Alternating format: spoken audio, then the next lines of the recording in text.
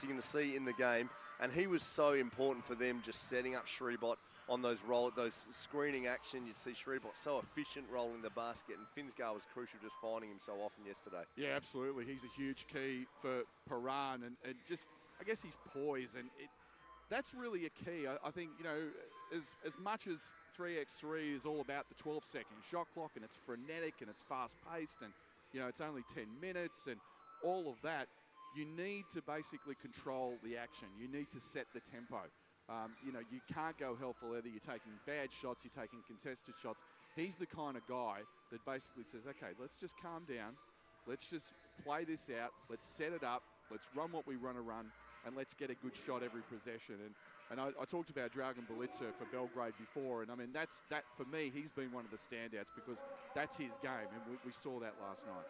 Now, we mentioned Ochi for Tokyo, but I'm really looking forward to seeing what part Keita Suzuki plays in this next game. We saw last night him going against Dragan Belica, that point guard battle against each other, but it's going to be an interesting matchup for Piran trying to contain him, especially when Inoxdeals not in the game. They're all quite long, and to stay in front of Suzuki, we saw he's got incredible handles, low to the ground, great balance, great change of pace, so he's going to be tough to handle for Piran in this first game. That's going to be a huge key, without a doubt, is how Piran deals with the speed of Tokyo.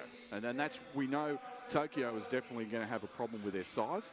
Obviously, they're looking at a team that goes 6'6", 6'5", 6'6", and they bring a 6'3" guard off the bench. So the Japanese team really, Ochi at about 6'3", 6'4", is really their head topper. The rest of them are in that sort of 6'1" to 6'2" range. Now, we're just about to get introduction to the teams, but just quickly before we go into this first game, Matt, just some, as you glance over, we've got some stats from yesterday, just looking at some of the numbers, some of the other things to look at as these quarterfinals are about to get underway.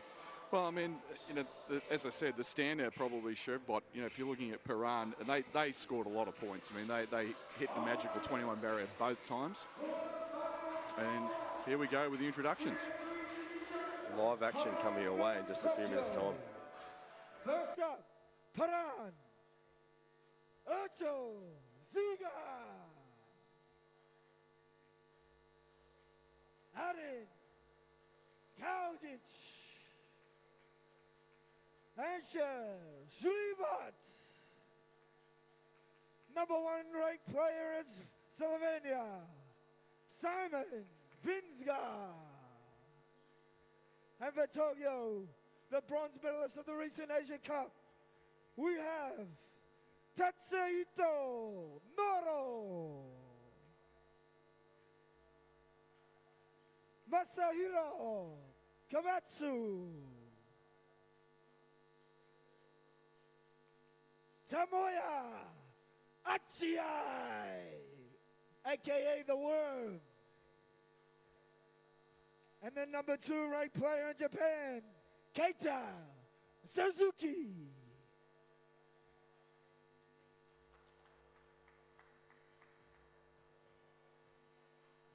It was hot and physical yesterday, but it's gonna get even harder today.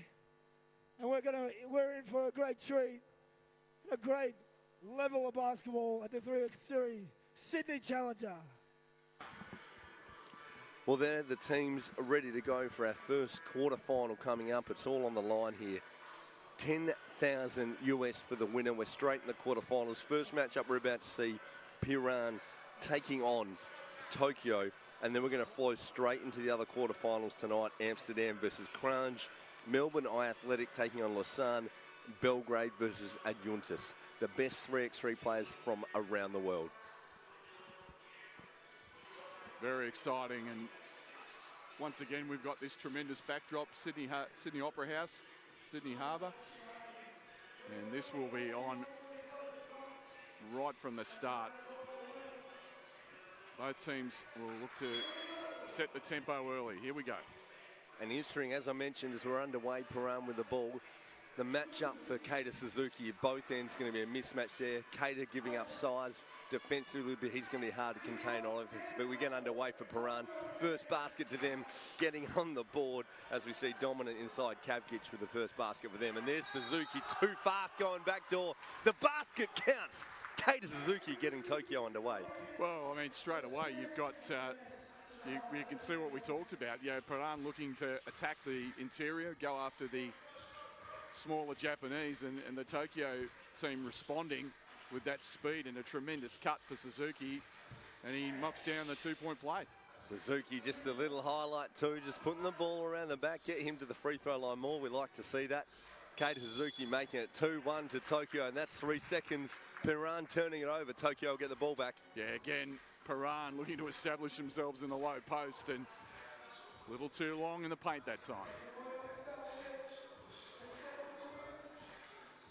Komatsu now for Tokyo. Achiai wastes no time getting up that deuce, testing his range from the perimeter. Piran looking to bring it back the other way. Simon Finsgar there, the veteran. No frills. Finsgar, nice hand to it. Your basket, Simon Finsgar. Yeah, Simon Finsgar, but also Urchely sort of had that extra tap just to get it to Kavjic, who made it happen. Tokyo again looking to exploit the speed of Keita Suzuki going back door. This time they couldn't find him. Subs in for Tokyo, first minutes for Noro. Tokyo believing that came off a Piran hand. Nothing forthcoming. Talked about these officials have done a great job in this tournament so far. Great action, that screen off the ball, and there's your man Shrebot, too strong under the basket. Yeah, Shrebot just so tough inside and leads the tournament in scoring. Nice dive by Achiai, can't get the basket. Simon Finsgar now for Piran.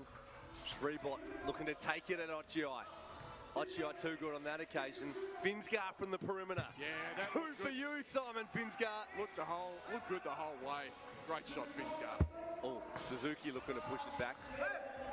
Shrebot too strong on the glass. Urchel for Piran. Reading the D.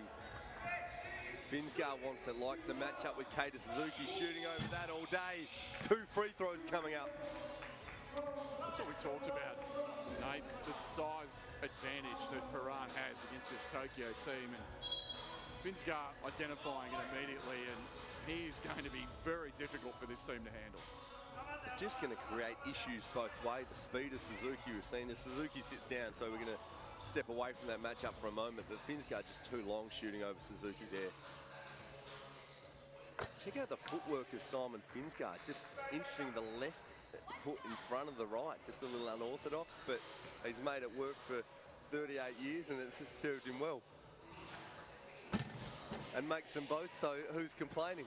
Simon Finsgar puts Piran up 7-2. 7 points within 2 minutes is danger signs for Tokyo. They've got to make it rain from the perimeter if they're going to keep close in this ball game. And Piran, the number 4 3x3 team in the world, just saying, finals time, big games, big bucks. We're playing at Watts today, folks. Let's bring your A game. Suzuki back in the game, wet from the perimeter. Just what we talked about. That 2-point shot going to be so critical for Tokyo in this one. Finsgar now for 2. Can't get it, too strong under the basket, Kavjic. There's that second chance, so that's just that size, and Kavjic very tough. Length and strength of Piran proving a factor early. Kavjic just brutal under the basket. Achiai likes it there, causing the turnover. I think they've called the foul on Achiai, and it's going to go back to Piran. Achiai just realising that's the case as he looks over from the bench and actually just saying, wait a second. Who, me? What?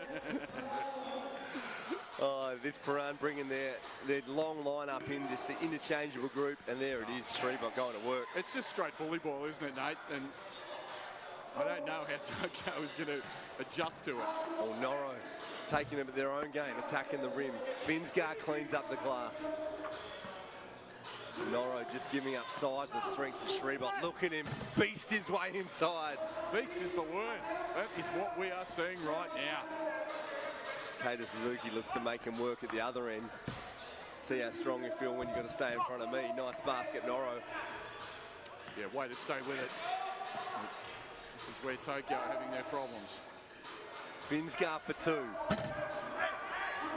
That's Tokyo. what they want. They want Finsgar. They'll give that up. It's the power inside that they've got the issue with. Speed of Suzuki too much. Can't get the soft finish Piran 10, Tokyo 5. Piran now taking stock. Shribot thought he got a foul. Kavgic strong on the basket. Finsgar, 2 points again, 12-5. Look out, Tokyo. Although Finsgar gets really hot from the perimeter, as we've got a timeout, then you can just double their issues. But yeah, really, it's just been a powerhouse performance from Piran. About what we expected against this Tokyo team so far. A little bit of pick your poison against Piran. You say, hey, we'd give up that Simon Finsgar shot, and you kind of would when you're getting beaten up on the inside. But then you pick that poison and Finsgar goes, it's okay, mate, I'll have that one every day. But as you spoke about, Nate, you know, they've really got to use their quickness. You know, at the moment, they're probably just settling a little bit ISO ball. What they've got to do is run through a couple of sets, see if they can set some picks, get some of their guys free off those picks. They know they've got the quickness advantage, and look to either, you know, try and attack, take it to the rack and see what they can get. Tokyo a chance to talk it over in the timeout. Let's see if they just vary things coming back out there. Foul count relatively even. That's Piran's third. May not be a factor if Piran keeps scoring at this rate. We'll be done very soon. Noro directing traffic. There's a little pick off the ball, getting Ochiai a nice look at it. Ochiai at the rim. That left hand strong finish. He's their guy. Great move by Ochiai. Unzi Shribot just feeling for the mouth. He caught one in the chops yesterday. Might have just opened up that cut lip he had yesterday. It's not going to slow him down though. See Shribot just feeling for the mouth there. We like it. Physical 3x3 hoops. That's what it's all about. And last couple of possessions, Tokyo have done a good job trying to force the action a little bit better. Trying to look for those fouls, and that's going to be out of bounds, a turnover. Noro wanting Komatsu backdoor, just didn't have the jets to get there. The timeout doing its purpose for Tokyo, though, slowing down the Piran scoring, giving you a chance just to take a breath, find their way back into the game. Beauty of 3x3 is scores can turn around very quickly, but so efficient there, Piran. What a pass by Finsgar. Beautiful comeback by Noro on that one. Look out. Piran so efficient just in their screening action. Shribot from the outside. They hadn't cleared it, and Shribot said, no problem, I'm just going to drain one from deep. Noro has a look at it. Noro brings a double of his own, keeping Tokyo within reach. Piran just beautiful to watch the way they operate off that screening action, read the D. So often you see that flash to the basket, a Piran player open as they roll to the basket. And this is this alignment with these three guys around the 6'5", 6'6" range. It's just caused Tokyo all manner of problems. Finsgar again from the perimeter. Good night, Tokyo. Mr. Finsgar is en fuego right now. Tough times for Tokyo now. 17-9, 5 minutes remaining. They are in the danger zone. Piran have not wasted any time establishing their dominance and making a statement to the rest of the competition. And this night could be over just as it was beginning for Tokyo, as Piran rapidly moving towards a win in this first quarter final. Shribot from the perimeter, shot clock running down. Suzuki clears to Tokyo, looking to help call them back. Ochiai going to work. Nice cut. Basket. Ochiai. Really outfought Shribot on that occasion. It's great play by Ochiai. Has been a real standout for Tokyo. The only thing that might slow down Simon Finsgar, looks like he got a ball on the end of his shooting hand there, just pulling in his fingers. That might be the only thing that stops him. Either that or if someone finds a fire extinguisher, because Simon Finsgar is absolutely lighting it up. Look out! Another one! Not this time for Finsgar. Finsgar looking at the rim, looking to go at Komatsu. Kavgic, he has a look, no joy. Kate Suzuki, deep. No love, Finsgar now for Piran. Off the ball screening action.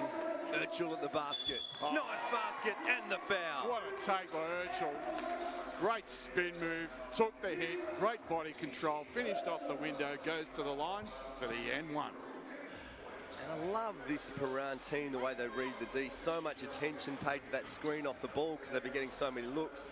So Urchel just goes, sweet, now their attention's over there. I'm going to go one-on-one, get at the rim. he stretches it to 19-10. Piran on the verge of advancing to tonight's semi-finals.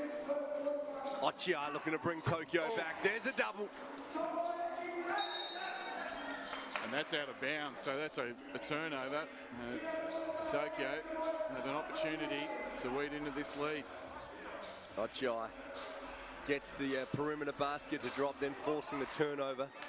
Little screen and roll now for Suzuki. Ochiai looking to roll. He got held up. And that's the one thing in 3x3 with a big lead. You can get into the bonus there. Those 2 free throws, stop the clock. Smart by Ochiai there, drawing the foul. Couple more and they'll be shooting free throws. They look at that screen and roll action again. Suzuki goes to work.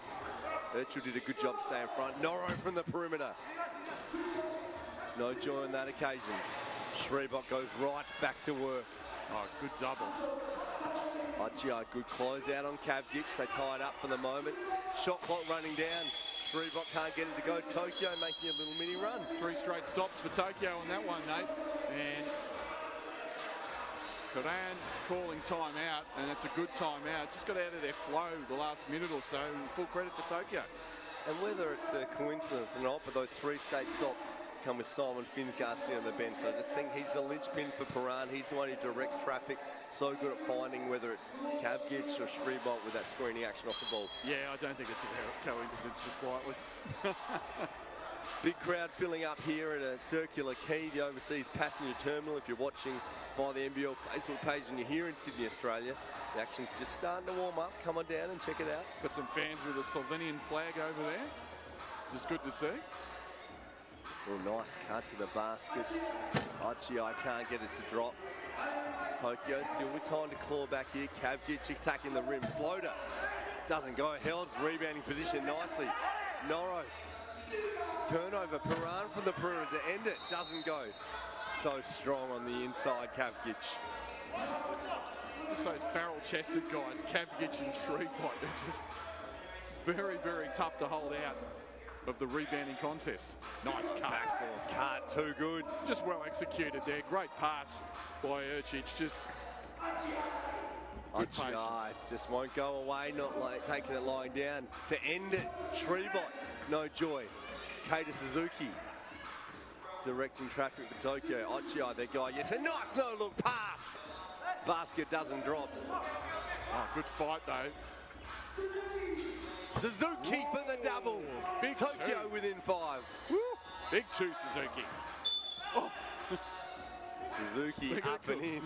They're going to call a foul on Suzuki, but he got annihilated by Kavcic there. He just swatted him down like a fly. Timeout to Tokyo, 2:49 remaining. Piran 20, Tokyo 15. Matty, you just, when you find yourself just with a Kavgic or a Shrebot size sort of player, you're just hoping for a switch defensively. But the thing is, they're clones of each other. You switch off Kavgic, you find yourself on Shrebot, just barrel-chested, wide shoulders, 6'5", beast of muscle coming at you. It's really the ultimate pick your poison, isn't it? It's, okay, well, I'll take him, no, I'll take him. And it's the same result every time. And you see Finsgar just had a nice little break there for a couple of minutes, but he's back in. He wants to finish this now. And there it is for the game. Kavgic going to work, looking to finish it. Any basket will get it done for Piran. Not on this occasion, though. Tokyo looking to claw back into it again. Suzuki at the rim. Ochiai settles, takes the basket. No joy there. Piran now with a chance to finish. 2:20 remaining. Finsgar. Tokyo. No, can't get the turnover. Urchel. Could this be it? Shrebot. Urchel for the game. That's it. Piran are through to the semi-finals. And well deserved. Great pass to finish off by Kavcic inside to Urchel, who knocked it down. Excellent performance by Piran. And the favourites for this 3x3 Challenger event here in Sydney, going through to the semi-finals. They'll play the winner of the next game between Amsterdam Inoxdeals and Kranj from Slovenia. And right now we've got our Nathan Strimple. He is going to have a chat with Simon Finsgar. Well, Piran, the number 4 3x3 team in the world, a win in the quarterfinals. They're through to the semi-final. I'm here with Simon Finsgar. Simon, so beautiful to watch. You've got the ball in your hand and we see Shribot and Kavgic with that screen off the ball. Is it a case you're reading the deal or you just know which way they're going to go each time? We know each other so well by now. We played together with Kavgic 10 years, with Shribot 5. So sometimes I joke about if we had our eyes closed, we would know where everybody is. So it's really easy to play. It's beautiful to watch, and the other thing we see from you have played so much together. Yesterday in the qualifiers and also today, when games get close or tight, you seem so composed, just knowing if you stick to your process, things will work out for you. Yeah, we have a game plan per se. So we know if we stick to our game plan, limit their three-point shots, every game we have a good chance to win. Well, it worked out well. You've won tonight. You're through to the semi-finals. Folks, give it up for Simon Finsgar and Piran. They're through to the semi-finals. Nathan Streppel there with Simon Finsgar. I'm just going to have a look at the highlights, and as you can see, it was just straight bully ball for much of that game, with Shribot from Piran and Kavgic just absolutely dominant inside, just overpowering the smaller Tokyo team. And no, you have to give them full credit. The Tokyo team really took it up to Piran. I mean, that looked like that was going to be over in about 5 minutes, but Tokyo stayed tough, used their quickness, as we're just about to introduce the next game up, Amsterdam and Kranj. We'll let this go. Introduce the team, and then I'll tell you a little thought on that one just quickly, Matt. The number one ranked player in the Netherlands, Jasper Jobson. And for Kranj, Tomo Kaik.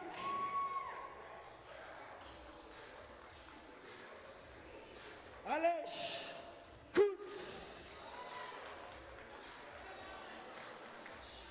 Matisse Elbas. Masoud Yulovic.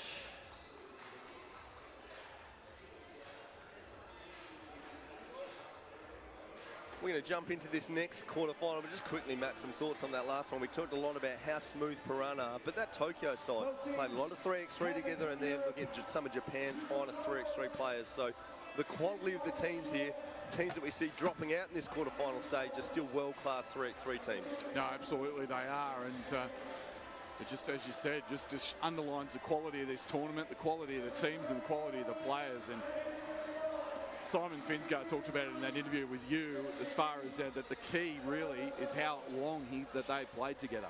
Now, he talked about playing, I think it was Kravitz, about 10 years and 5 years with Shribot. So let's get underway with this one. And here we are underway, and this game no exception as well. Kranj coming in, the number 7 3x3 team in the world, taking on Amsterdam, the number 11 team in the world. So we've got some quality 3x3 continuing to come your way, and it'll be the same all night here at the Overseas Passenger Terminal. And big basket to get Kranj away. Urbash looking fly in the little red undergarment. Jesper Jobsi looking to take off from yesterday.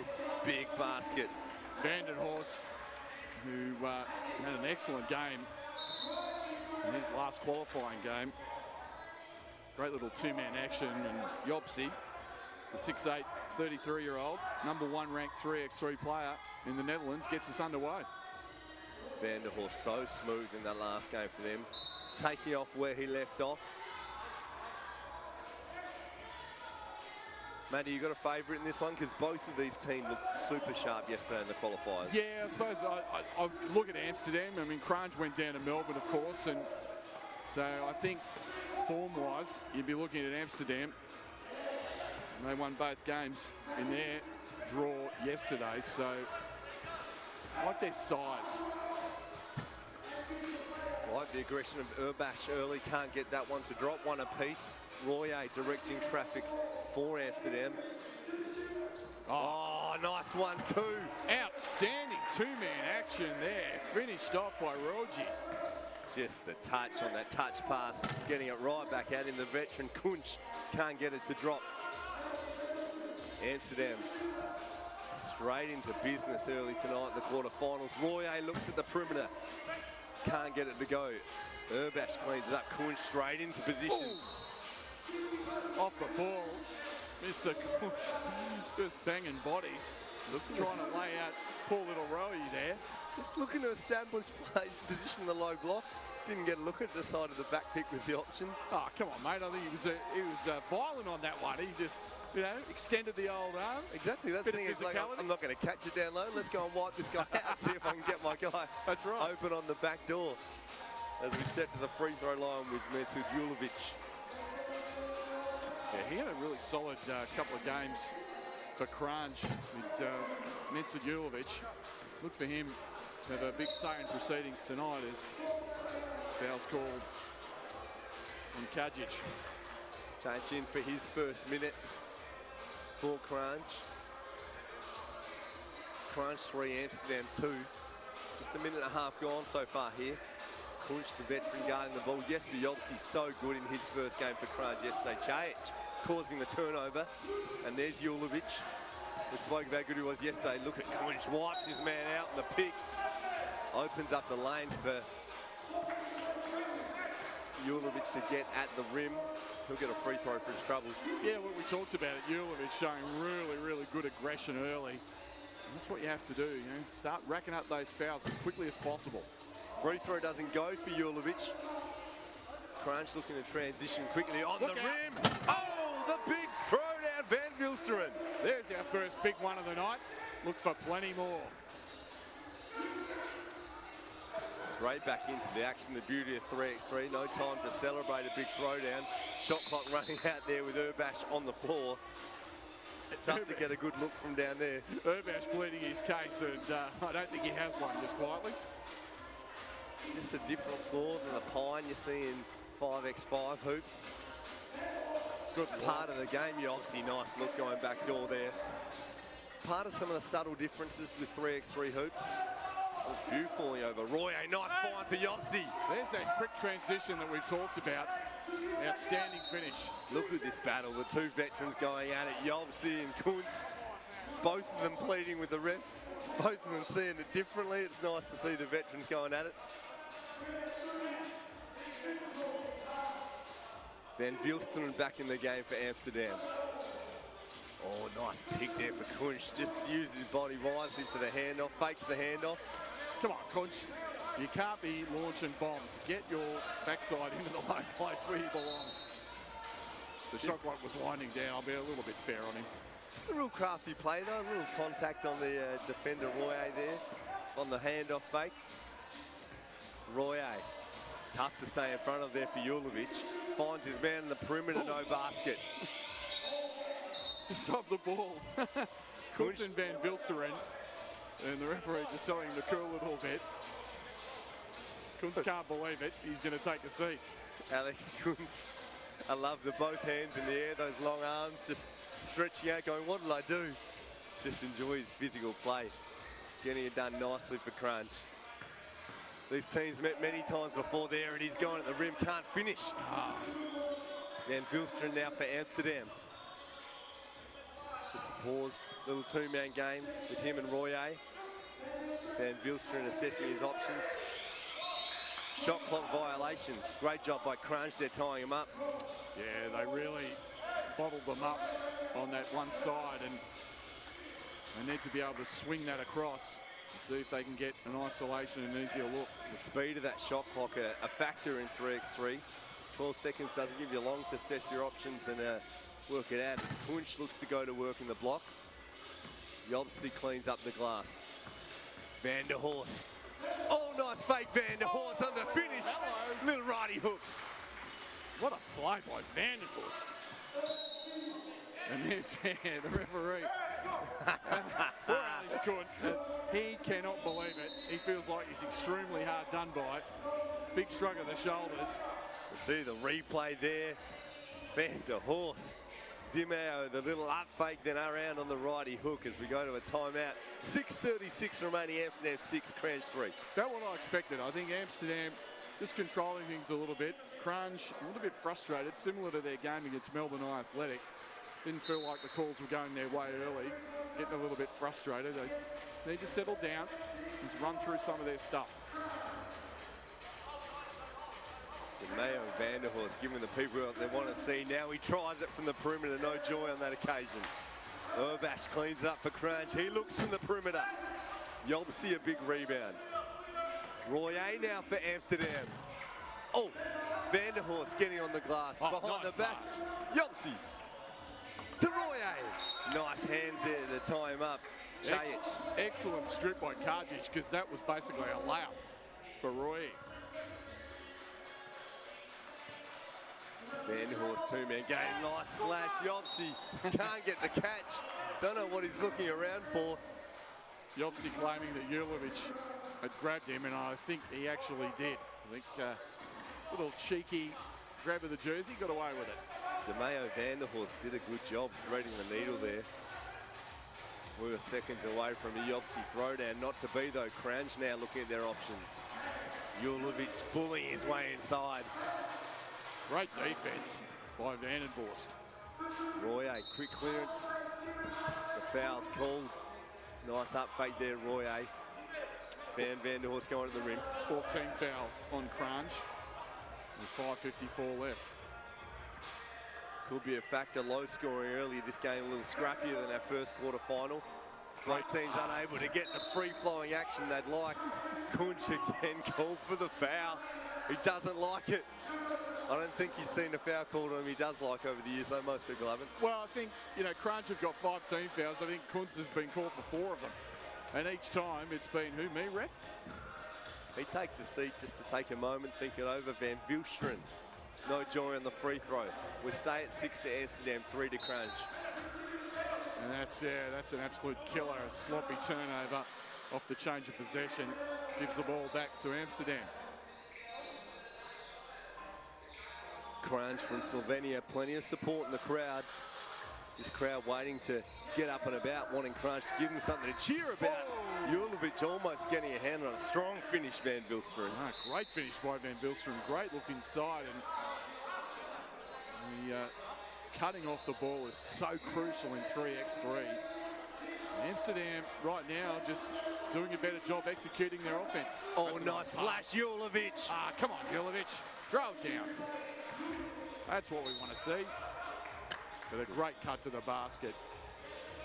Great nice switch finish from offense to defense. Julovic getting right up in the grill of DeMeo Vanderhorst. Kranj just sticking around in this one. Amsterdam 7, Kranj 4. Yeah, and they're sticking around and have been pretty thoroughly outplayed so far, but we know how quickly things can change in 3x3. Vanderhorst, little floater in the lane. Aggressive floater, great take by Vanderhorst. Yobsi up and in on Urbash, the switch. Seeing that matchup, Yobsi versus Kranj. This time Yobsi for the foul. 5 fouls apiece. Just knocking on the door of some bonus free throws. Again, once the team foul hits 7, it's 2 free throws instead of 1. And it's going to be crucial down the stretch. Julovic getting at the rim. Great reverse up and under from Julovic. And there's Kranj once again hanging around, but good quick transition. Loose ball. Both teams hustling. Yobsi a hand in the lane. It's a great play by Yobsi. Royer for the double. No joy on that one. Looking to come back quickly. Royer picks it off. Amsterdam another look at it. Yeah, good hands by Vanderhorst. Yobsi attacking with that left hand. Pull-up jumper doesn't go. 2-man game now for Kranj. Chajic. Perimeter shot, no joy. Royer for Amsterdam. Both teams still finding it scrappy out there. Julovic causing the turnover. Good hands, Julovic. Julovic looking to bully Royer. Royer doing a good job of staying in front, causes the turnover. Both teams going through a little dry patch. Vanderhorst on the rim. Just was looking for Yobsi and looked him off and just attacked and finished. What a play by Vanderhorst. Too good on the change of pace. 4-point lead now for Amsterdam.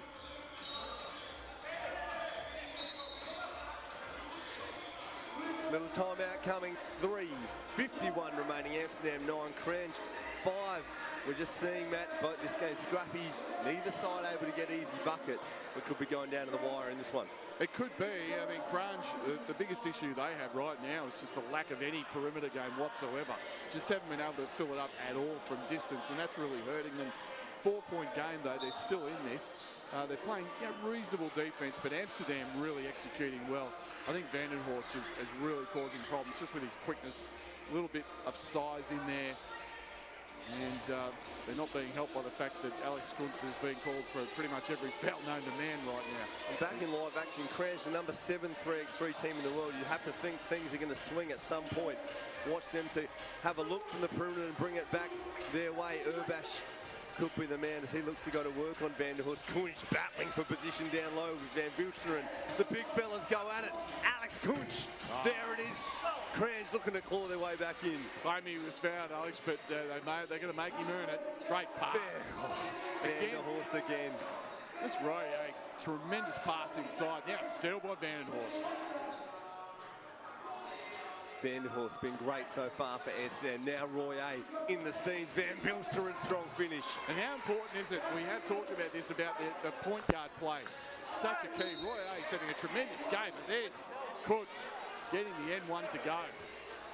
The veteran Kunz now coming down the stretch, just knowing where he can get easy baskets. Just watch for him to establish position in that low block each time Kranj get possession.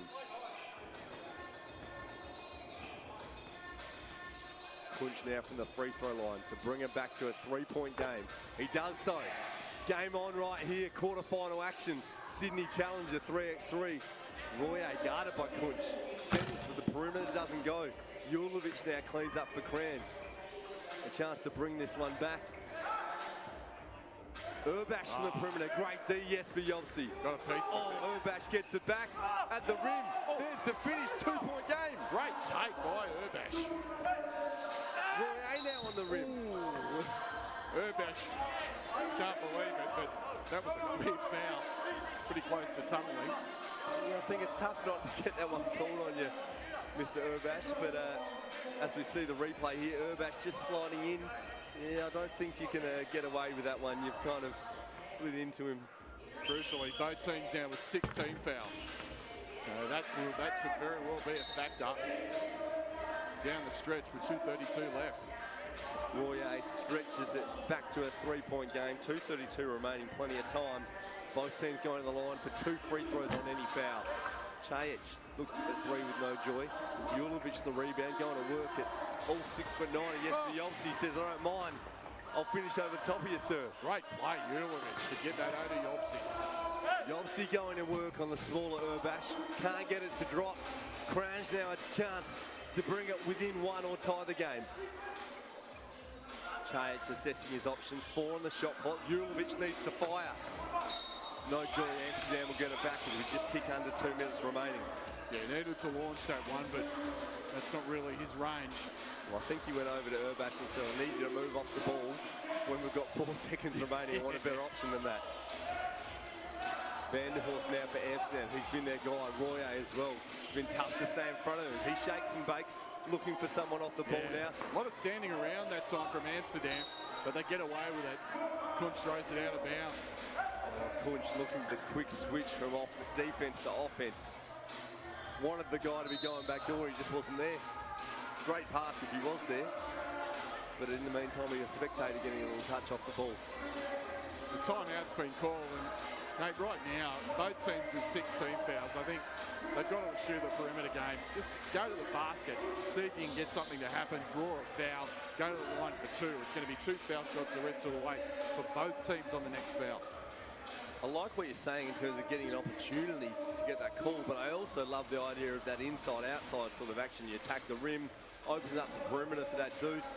We'll see how it goes. Quarterfinal action, minute 45 remaining. Who goes through? Is it Amsterdam and Jesper Jobsi? Wanted the foul, none forthcoming. Kranj now a chance to claw back. Wait for the call. Both players wanting the ball back. Jobsi and Urbash just staring down the ref waiting for that call. I think the referees have swallowed their whistles a little bit. Jobsi got absolutely hammered on that drive, and he might have got away with one the other way. DeMeo Vanderhorst for Amsterdam. Royer, unlucky, sliding, losing his feet. Kranj will get the ball back. Both the veterans, Yobsi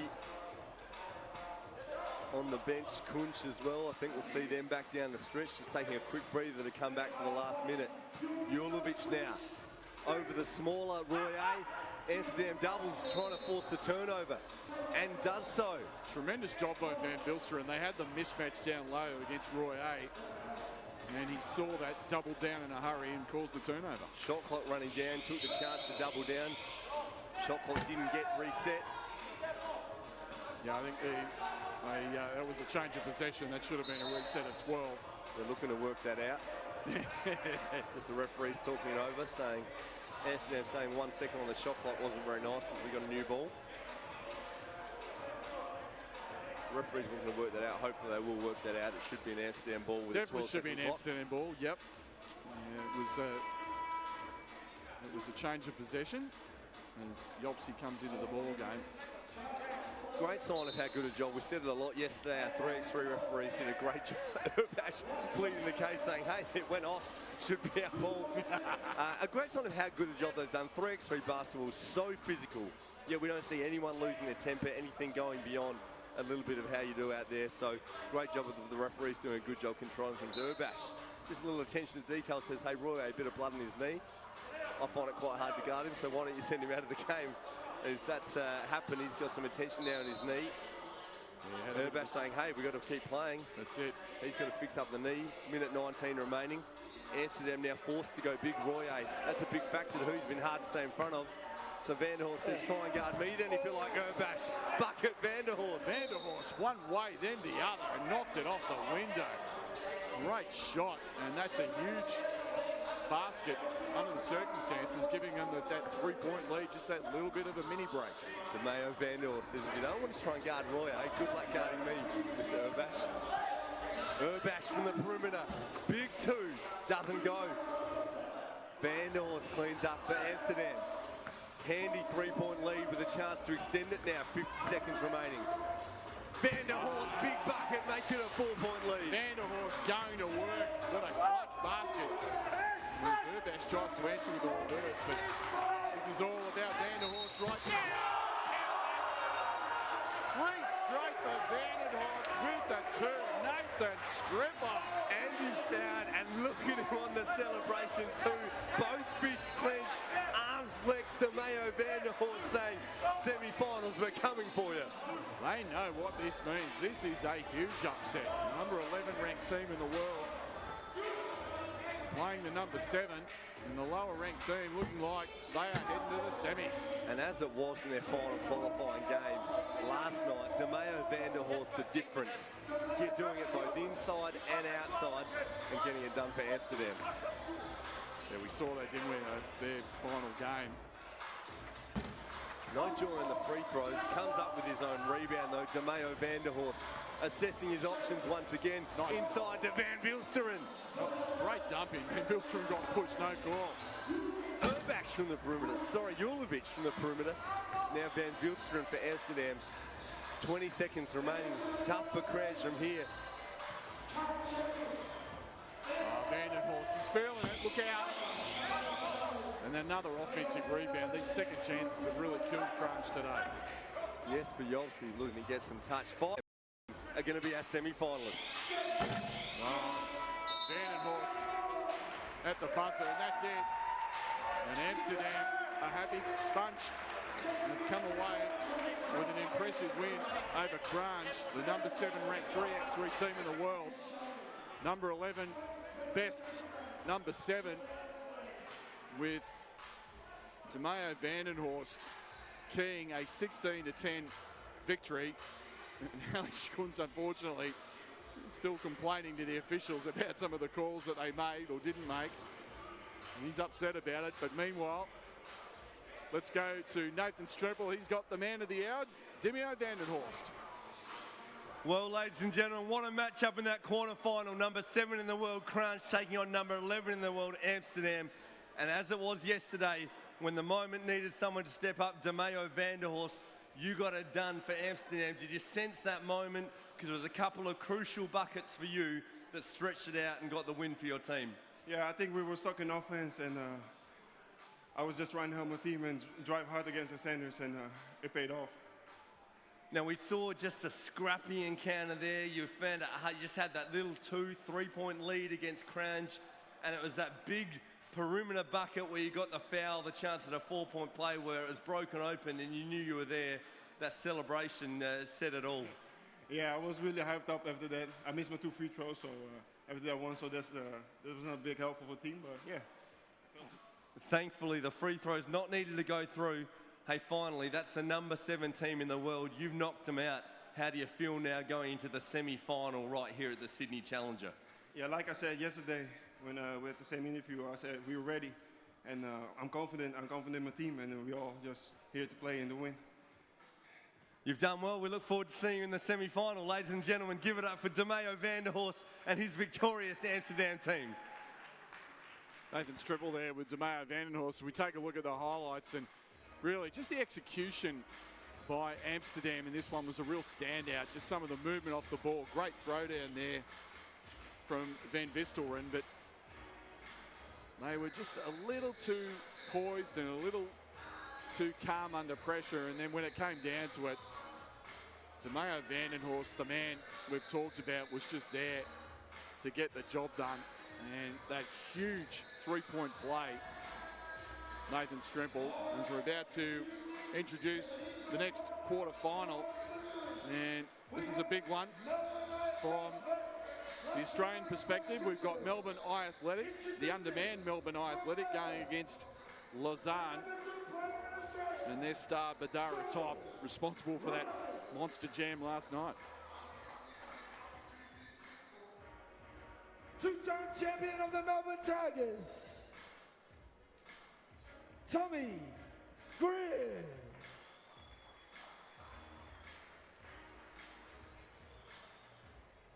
Number 1 ranked player in the country, Andrew, Man of Steel.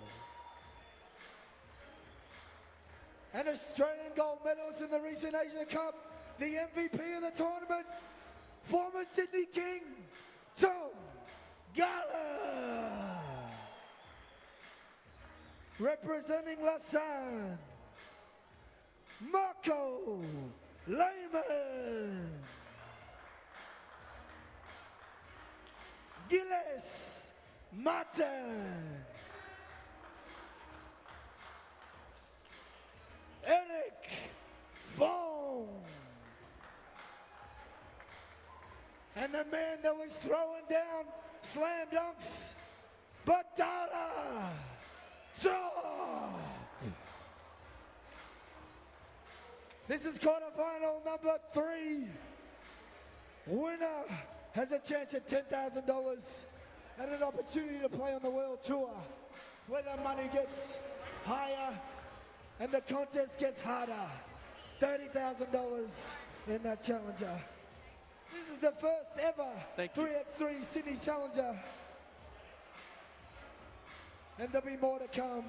3x3 being an amazing game to watch and to play. Quarterfinal action continuing to come your way. Our first semi-final now decided. Piran will take on Amsterdam. Piran number 4 in the world, Amsterdam number 11. Just a mouth-watering encounter coming up in that semi-final. But if you look at this quarterfinal, Melbourne Eye Athletic qualified first in their pool. So they come up now against Lausanne. But Melbourne Eye Athletic down a crucial piece, Tom Wright. So valuable for him yesterday, unable to play today. Tommy Wright is leading this competition in 1-pointers made. So it just shows you what a hole has been left in this lineup. Their point guard out for this one. We'll see how it affects them. Could create mismatches both ways. Gilles Martin will be a handful for him there to guard now, but Tommy Greer strong early, keeping Badara Top off the glass. And they still have this man, Andrew Steele. That's a big start, Nathan Stremple. Steele from the perimeter. We see him just going, you know what, I've got to step up now. Tom Wright's out. I'll bring it from the start. Badara Top looking to answer, no joy. Yeah, they want to keep Badara Top on the perimeter. And he showed against North last night his ability to get to the rack and finish with authority. And this will be interesting. Gilles Martin now giving up a chunk of size against whoever his matchup is. Tom Garlop. Oh, big rebound, Tommy Greer.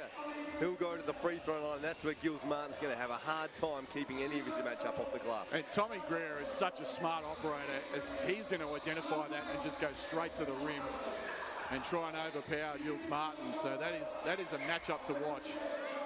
Tommy Greer, two-time NBL champion, just a guy who made a living in the NBL about just doing those little pieces that makes his team better. Offensive rebounds there, he is knocking down the free throw. Early three-point lead for Melbourne. Flip side is Martin is going to want to launch it all in and out. But he's going to want to use his speed and quickness against this bigger Melbourne athletic unit. Watch for, in terms of sensing the moment, stepping up, this guy, Tom Garlop, MVP performance in the 3x3 Asia Cup. He knows when it's time to play. And Tommy Greer, again, just crafty, getting a foul. Just underneath, just establishing position, and he's got grown man strength, does Tommy Greer, and forcing yet another foul. And let's not downplay Tommy Greer 3 weeks ago, fractured jaw. Doesn't matter though. Putting his body on the line, taking it at Badara Top. Oh, just again, little crafty Tommy called for the foul. Got about 3 or 4 little pushes in after the call. Just letting Mr. Top know he's here. He's here to play. Just saying, I saw that throwdown yesterday, mate, and you're going to get bumped all day. Because that's the thing, that athleticism actually, great point on that. I'll go back to live action. I'll come back to that one later. Tom Garlop picking it off. Steal. Looking to expose Gilles Martin, doing a good job of making it hard for Andrew Steele. Here goes man to Steele, foul, and the foul! No, wave it off. 3-second violation has been called against Steele. No joy, I was about to get excited. Bonus basket. You're sorry to burst your bubble there. I know you were desperate to get going. The man to Steele who's just winding me up. I heard a great little podcast, Shaquille O'Neal just talking about playing against athletic, longer guys that want to shoot the ball. Said, you know, if I bump and pound you all game, those legs towards the end of the game I want to jump. And I think that might be Greer's strategy against the more athletic Badara Top, as we're back to live action though. 4 on the shot clock. Got to get it up. Martin, perimeter shot doesn't go. Big rebound. There's the basket, Lausanne underway. That's a key rebound by Lehman. I think it was Fongu actually. Yeah, you're right, Fongu. Tommy Greer with a big rebound though from Melbourne. Garlop now the perimeter shot. Greer just throws Martin out of the way. One thing to watch, there's only 2 minutes gone, but as we get into the 4-3-2 minute mark, as we have a look at the replays, Tommy Greer just tries to swat poor Gilles Martin to the floor. One thing we're going to watch is the fatigue. You know, they're only playing with 3 guys, no rest. Hopefully they can work through it. Lehman looking at the perimeter, doesn't get it to go. Top swiping out from Greer now. Man of Steele going to work. Little step back. Ooh, money for Steele. Tasty from Andrew Steele. Andrew Steele showing why he's the number 1 3x3 ranked player in Australia. Oh, Lehman getting going from the perimeter, bringing Lausanne back to 1 point. Big 2 from Lehman, and now turnover and a foul. Smart foul by Tommy Garlop that time. Knew he was out of position, didn't he?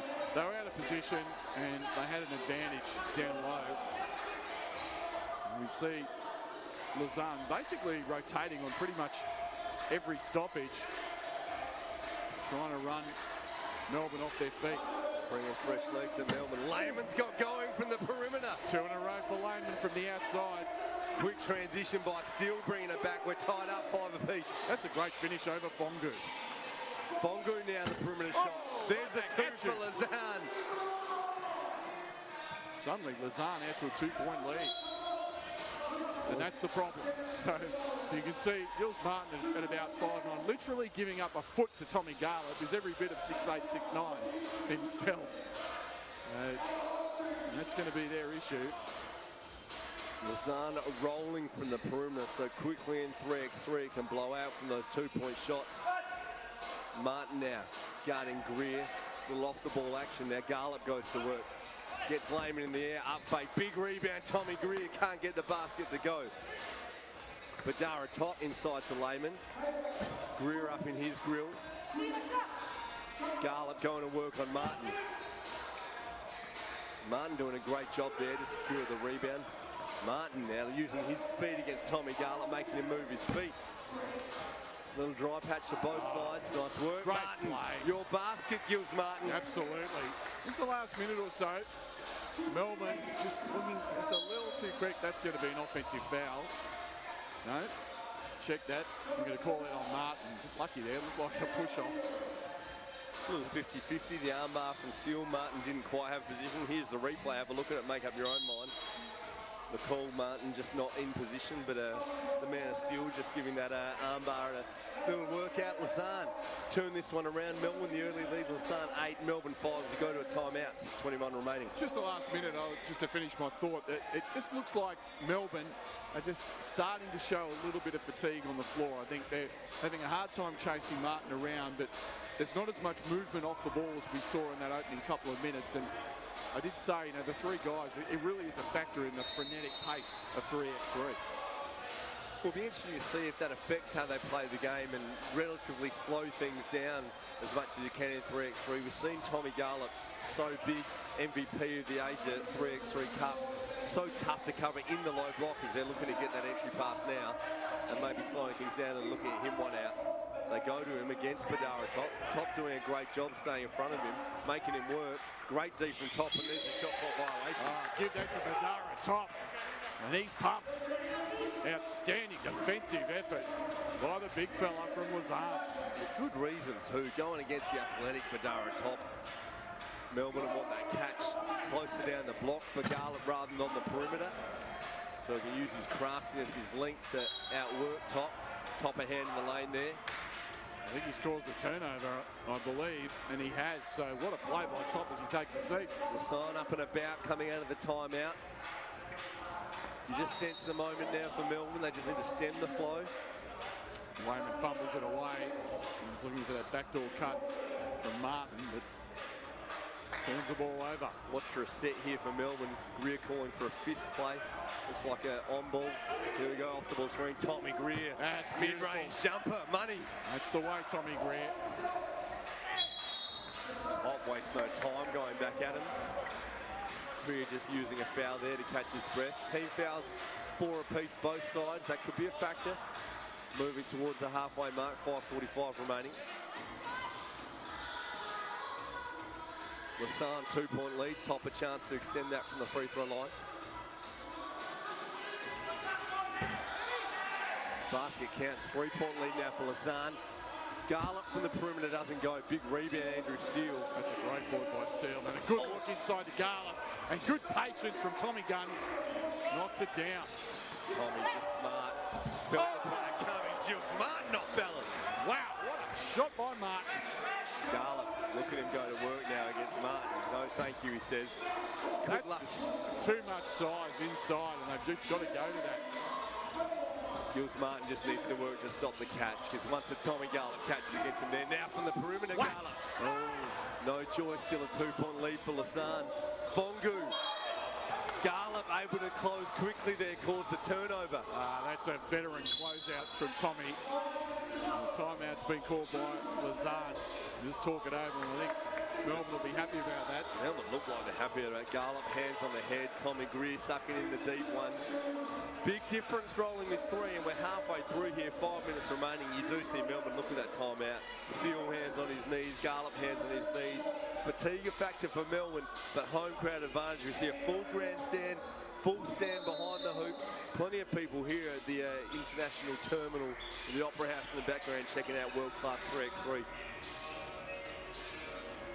Can this crowd lift Melbourne over the line? Another set play coming out of the timeout. Melbourne looking to claw back this 2-point lead. Tommy Greer going to work with the veteran move. Tough finish. Saved with a great body control by Mr. Greer. And it's a 1-point ball game. Tommy G winding back the clock. Plenty of time left in this one. Quarter-final action here at the Sydney Challenger. Gilles Martin from the perimeter. Oh, look at that athleticism crashing the glass. Melbourne get it back. Chance to tie it up or go ahead on this possession. Yeah, they set Martin down. You see Garlett looking for that high post action with Greer. Greer going back to the spin move. Garlop attacking Lehman. Nice step through. Yes. We're all tied up here, 10 apiece. Top to Lehman from the perimeter. It's gone cold from earlier. Great box out by Greer. Steele now assessing his options. Nice look at the rim. Basket, Andrew Steele. Melbourne back in front. That's a great 3x3 play from Andrew Steele. A foul's been called on Garlop. Smart foul. Just the 15th foul for Melbourne. Well, I don't know if Fongu liked Tommy Greer's second foul. Just letting Fongu know I'm not going to get you a free shot there. A little bit of how you do out there. It's what we like to see. Martin back in the game. Steele guarding him. Fongu on the perimeter. Assessing his option. 5 on the shot clock. Top fires. No joy. Melbourne now. Andrew Steele taking it right at Gills Martin. Too strong. Great play, Andrew Steele. Back-to-back baskets. Andrew Steele. Melbourne with a 2-point lead. Under 4 minutes remaining. Yeah, that's a smart foul. They still had one to give. But now, every foul from Melbourne will put Lausanne on the line for 2. And you've got to like just the intelligence from Tommy Garlop there. Turned to the ref as soon as the foul happened, made the signal for TV timeout, and knew he could get another break in there. 3:53 remaining. Melbourne 12, Lausanne 10. Well, 4 in a row for Melbourne. You can have a look. Martin there in a smart foul. He knew he had one to give, but they've been running that 2-man game very successfully with Garlop and Greer. And just the last couple of possessions, as we have a look at this huge crowd that's rolled in. Beautiful Saturday night here in Sydney to watch some great 3x3 hoops action. Cameron just catching Guy Neville there from the MDL, doing his best work with the phone out, capturing all the socials. Make sure you stay with us at 3x3 Hustle. Now we're back into live action. Lehman, Facebook, Instagram and Twitter, that is, at 3x3 Hustle. Lehman can't get it to go though. Melbourne, chance to extend their lead. And they go right at Gills Martin, 4 on the shot clock. Garlop needs to shoot. Hangs up there. Can't get it to go. Oh, that's a big foul on Tommy Greer. And he's having words with Martin, not happy about it. He's saying that Martin took a dive. Greer not happy at all with that foul call. But that foul will put Gills Martin on the line for 2 free throws. And that's crucial. Melbourne in the bonus. Just a lot of chat going out there. We look at the replay here. Greer looking to secure the rebound. Martin flying out of bounds, and Tommy just not happy about it there. He's got every right not to be happy. That was a dive. But hey, he got him the foul, so fair play to him. I'm going to throw it out there. Mr. Greer's taken a few of those in his career over the years as well. So what goes around comes around sometimes. Gills Martin's at the free throw line. This one ties it up 12 apiece. 2 clutch free throws from Gills Martin. Oh, Andrew Steele from the perimeter. Tommy Greer cleans it up. Melbourne, another look at it. Tommy Garlop looking to operate down low. Great fake, Tommy Garlop, and an excellent finish. So crafty in the low block. 1-point lead to Melbourne. Martin looking to attack Steele. Low to the ground. Great job, Andrew Steele staying in front. Lehman, as the shot clock expires, knocks down the 2-pointer. Lausanne back in front. Clutch 2-pointer. Andrew Steele right past Martin, makes it a 14-point game. They're attacking that matchup every chance they get now. They're saying keep trying to guard us, see how your legs go, see how quick you are if you've got to play D and try and get that time out there, Martin. And one. Oh! Tommy Garlop now the game from the line. We saw him hit a game winner in the gold medal game at the Asia 3x3 Cup. Game winner in the semi-final to get him through to the gold medal game. 2:43 remaining. You could say it's Tom Garlop, Tom. He's been Mr. Clutch at this form of the game, hasn't he? 3x3. After being such a great veteran of the NBL over many years. Found his niche. Plays in early. Tommy Garlop will help himself to another look at that one. Yeah, nice little warm-up. Yeah, I'm sure he's going to knock this down. We hope you're enjoying the coverage joining in here. Quarter-final action. Melbourne versus Lausanne International FIBA 3x3 Challenger event. First time ever in Australia. Garlop putting Melbourne back in front. 15-14, 2:41 remaining. Yeah, they cannot foul, and there's that foul to give away. Not much in it, but Lausanne will go to the line with a chance to put Lausanne in front. Garlop doesn't like it. Great, a little hesitation, change of pace for Lehman. Does just enough to draw the D, sucker Garlop in and get himself to the free throw line for 2.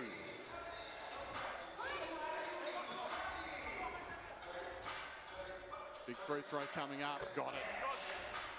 Lausanne back in front by 1. 2:30 remaining. Still plenty of time left. Garlop looking to operate in the low block.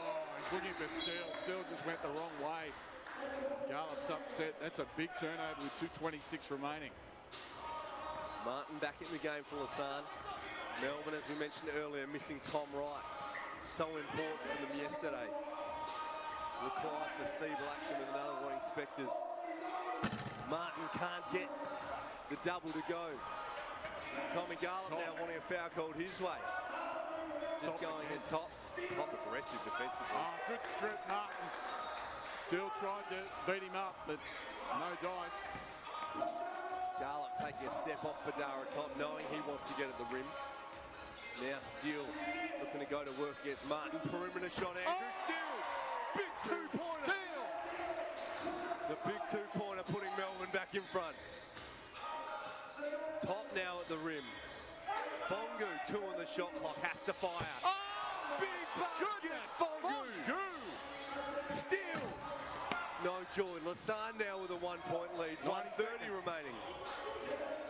Martin going to work on Andrew Steele. Steele doing a good job to stay in front. Tommy Greer cleans up the rebound. We are going down the wire in this quarterfinal. Garlop going to work on Martin. 2-pointer, shot clock winding down. No joy, 1:12 remaining. Lausanne, 1-point lead, and they have possession. Badara top, getting at Tommy Greer on the rim. Can't get the finish. Greer stays alive. Andrew Steele, 2-pointer. Doesn't go. Tommy Greer. Garlop from the perimeter. Can't get it to go. 52 seconds remaining. Fongu from the perimeter. Need to get a good shot inside here. Don't necessarily need a two. Big two-pointer, Tommy Greer. 19-18. Martin can't get the 2 to go. Melbourne now. Lausanne needing to stop the clock. That's just their 16th foul. Badara top wants to stop the clock just to talk it over. Firing from the perimeter. The referee saying you don't have a timeout. Come on in. Melbourne up 1 with possession. 35 seconds remaining. Melbourne 19, Lausanne 18. This one's going down the wire. What a performance by Melbourne. Now they're going to call for time. Going with just 3 guys, no subs. And we look at the replays. Just perimeter shot after perimeter shot. Tommy Greer splash. NBL veteran Tommy Greer in the end, the one with the go-ahead basket there. And that couldn't have played into Melbourne's hands any better. Fatigued without the sub. Just perimeter shot, 2 ball, 2 ball, 2 ball. Not winding them down, not making them play deep. Now they're going to time out to suck in the deep ones, 35 seconds remaining. And with possession as well. And remember, they hit a 2, this thing is done. And a chance now to run an offense, to run a set. Looking just to explore for that 2-point shot. Looking for Steele. Got him all. That was a lot of contact. Just had a look at it too. Andrew Steele held up. And now Lausanne with a chance. Could we see overtime? Great job, Lausanne there, doing enough as we look at the replay. Just a bit of contact to slow up an Andrew Steele, but not enough to cause the foul. It would have sent him to the line for 2 free throws, a chance to win the game. Just going to reset the clock to 30.4. Any foul now in the game sends that player to the line for 2 free throws. So that a huge non-call on Andrew Steele then. He would have had a chance to win the game. Yeah, this is where there's a lot of pressure on the officials to get it right. So much on the line. Top has been the guy for Lausanne. Top looking for action off the ball. Lehman guarded by Steele. Lehman looks to go between the legs.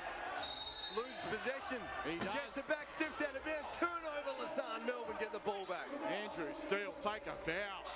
Great defensive stop by the Melbourne player. Outstanding. Look at the leadership, Tommy Garlop. Just a quick word. I'm pretty sure he said, let's run that same play. They do. Steele off the ball. This time they get Garlop 1 out. Guarded by Fongu. Garlop going to work. 7 on the shot clock. Garlop fade away. Like big bucket, Tommy Garlop. Have some Tommy Garlop. 2-point lead to Melbourne, 6 seconds remaining. This is all over. Melbourne Athletic, they're going through the semi-finals. What a play, great performance by Melbourne. Under-man, no Tom Wright. And they get the job done 20-19 in a thriller against Lausanne. So Melbourne through to the semi-finals. They'll play the winner of the next quarter-final between Belgrade and Adjuntas as both teams embrace. And Melbourne still in the running for that $10,000 first prize and an entry on the World Tour event in Japan. And Nathan Stremple just about to talk to the man who hit the go-ahead 2-point basket. Here he is with Tom Greer. Well, we've seen the home team, Melbourne Athletic, get it done in their quarterfinal against Lausanne. I'm joined here by Tommy Greer. Big 2-pointer. It just went perimeter shot. No one can get it to drop. Big 2-pointer for yourself to go up 19-18. Clutch basket, Tommy. Yeah, I feel like I almost won the lottery on that one. Not known for my 3-point shooting, but I knew it had to go up and went in. Big loss for you guys not having Tommy Wright today, playing with no sub. Down the stretch, so you got that basket, got the timeout with 35 seconds remaining. The set play didn't work, Andrew Steele getting tied up. But did Tom Garlop say on that last play, let's run it again, and got you that look with Tommy Garlop going in the low block? Yeah, I think it's no secret. Everyone knows we want to go to Tommy Garlop down the stretch of these games, and it's great because, you know, he wants the ball. Last 2 possessions were clearly going to him. He wanted the ball, and he got it done. And finally, the other semi-final, we've seen Piran, number 4 in the world, go through. We've seen the number 11 side in the world in Amsterdam go through. Some big teams coming in. You're now through to the semi-finals. Yeah, look, just looking forward to going up against some of the best teams in the world. We took care of number 7 in the world early on in the tournament, so let's call us the Cinderella story, and we'll keep taking down these giants. And finally as well, packed house right here at the Overseas Passenger Terminal at Circular Quay. How much does this crowd mean for you? It's so good. Always fun to play in front of a big crowd. Obviously, the setting, the Opera House, and, you know, the NBL's just putting it on for everyone. There you go, folks. Tommy Greer, the victorious Melbourne Athletic, first ever FIBA 3x3 Challenger event in Australia, the home team getting through to the semi. Nathan Stremple with Tommy Greer. We take a look at the highlights of what was an absolute thriller in this third quarter final. And in the end, the Melbourne team just able to make the bigger plays when they had to. They did a tremendous job attacking the smaller Jules Martin. Really went inside hard, controlled the tempo for much of this game, and thoroughly deserved their victory, as undermanned as they were without Tom Wright. And we're just about to introduce the contestants for our final quarter-final here at the 3x3 Challenger. It's Belgrade against Adjuntas. For Belgrade, Naboisa Boskovic, Ivan Popovic, Dusan Popovic, and the star of day one, Dragan Balica. And from Adjuntas, they play hard, they play tough. Edgardo Rivera, Alexis Lugo, Vladimir Santiago, and the 11th ranked player in Puerto Rico, Felix Papuro de Jesus Abreu. Teams will get together. This means something. Money on the line. A chance to play on the World Tour. What a great show the NBL will put on. Cannot wait for quarterfinal number 4. Our final quarter-final coming up to just secure the last spot in the semi-finals. It's either going to be Adjuntas or Belgrade going through. Just to touch on that one there though, Matty. Melbourne Athletic, the home team winning through. Crucial 2-point basket from Tommy Greer. Stay with us in the conversation at 3x3 Hustle. Or if you've got a direct mobile number like Liam Santa Maria, just send us a text message saying Grizzmania getting right around his boy Tommy Greer. But we're underway. Dragan Balica, this is who you come to see. Yeah, he's special, and showed that in the preliminary rounds. And Adjuntas are going to have a hard time dealing with him. Adjuntas, so a nice matchup for them though. The speed of Abreu and Lugo will just be a nice fit going against Bjelica here. Belgrade coming through first in their pool. Adjuntas qualifying second in their pool encounter. And as we've come to expect, the passion of the Puerto Rican team. Rivera off the ball there, an early foul on Popovic.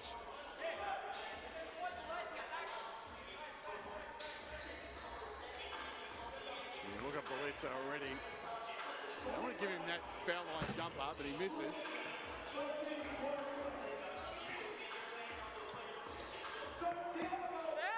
Yeah, good inside move. That's on from the fiery Santiago. Already he's pumped up for this quarterfinal. And you talked about it, Nate. That's where they're going to have a bit of an advantage. Just the size of Rivera and Santiago against this smaller Belgrade unit. This Belgrade team is business, so Bošković looking to get at the rim. I love that encounter. Bošković and Santiago, both super passionate. Neither will give an inch. This Belgrade team means business, though. Experienced 3x3 team, number 8 in the world, and they're excited about being here in Sydney, Australia. Bjelica finds Ivan Popovic launching the perimeter J, doesn't go. Santiago cleans up the glass. Now he goes to work against Bošković. Rivera with position down low. That's where he loves it, in the low block. Bjelica fouls. Rivera can't quite get the finish. Crafty there, Bjelica falling over, just a foul to make sure he doesn't get the easy basket. Yeah, Bjelica also just trying to pull the rug a little bit. The little, I'm going to fall and bring you with me, see if I can get an offensive foul. Didn't quite get it. I think Mr. Edgardo Rivera, a tough one to pull over. Great to see the interaction on the socials yesterday from the Puerto Rican fans watching too. Passionate basketball nation. No doubt they'll be at home cheering on their guys. Belgrade though, they're on the basket. Adjuntas with a 1-point lead. Oh, right back at you. Shows Alexis Lugo. We're on here. Adjuntas up early. Bošković, the finish. Nice look, Ivan Popovic. There's that classic execution off the change of possession. Good defense. Rivera just making himself at home in the low block. Bošković looking to attack the rim. Looking for Dusan. Popovic doesn't get it. Bošković cleaning out the loose ball, keeping Belgrade alive. Fresh shot clock for them. Bošković, the mid-ranger, doesn't go. Rivera cleaning up the glass. Rivera going at the rim. Little lefty finish. Woo! That is a strong move by Edgardo Rivera.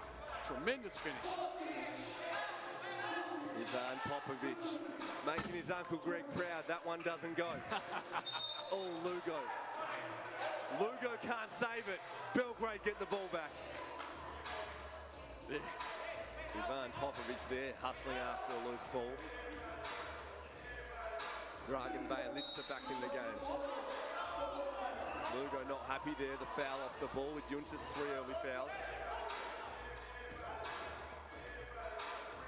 Dragan Bjelica. Oh, great pass. Great work off the ball too. Dusan Popovic wide open under the basket. He sees the floor so well. You know, that classic high quality Eastern European guard that we've seen over the years, whether it's Lithuanian Jaskevicius or the deceased Dračan Petrovic. These guys just so fundamentally sound so intelligent. It's why you love to see that as a hoops fan. And we know Dragan Bjelic's cousin Nemanja plays in the NBA with the Timberwolves. Man, I would have loved to be when they were growing up at the Christmas parties where they're going one-on-one in the backyard. Would have been some high-quality hoops going on in the Bjelica household. Back with live action, Belgrade. Ivan Popovic looking to get it going. Dusan crashing the board. Oh, and gets it to go. What a great play by Popovic. And now you can see the firing Puerto Ricans. Dusan knew immediately he'd cut his elbow open on that play. They're up pretty high. I'm looking for a replay. Did he cut it on the rim or the backboard? I'm not sure. He was well up there. He's come down straight away and said, I've ripped my elbow open, but a nice word to Dusan Popovic. Back to live action. Edgardo Rivera bullies Ivan Popovic for the basket. That's a strong move by Rivera. Balitza just going to work, just finds away the keyway, loves that little hook shot. Love the touch from Dragan Balitza. Santiago now. Abreu to Santiago from the perimeter. Oh, it's been fouled by Boskovic. Santiago likes it too. Just that little look on the face going, I'm happy that one was called. I'll take my 2 free throws. That little moment where you feel you got a little gift. I like what Adjuntas is doing though. They're certainly not relying on the perimeter game. They're identifying their big fellas, Santiago and Rivera, and they're making it their business to get it to them early and often. No doubt Belgrade going favourites on this one. Credit to Adjuntas coming out hard, and as you expect from Puerto Rican basketball, never take it backward step. Doesn't matter who the opponent is, they're ready to go to war. So that's some great wars with our Boomers over the years in Olympic competition. We look forward to some great battles in 3x3 at the Olympics. Belgrade now though, through Balitza going to work. Big finish, Dragan Balitza. Took advantage of the size down there against Abreu and finished beautifully.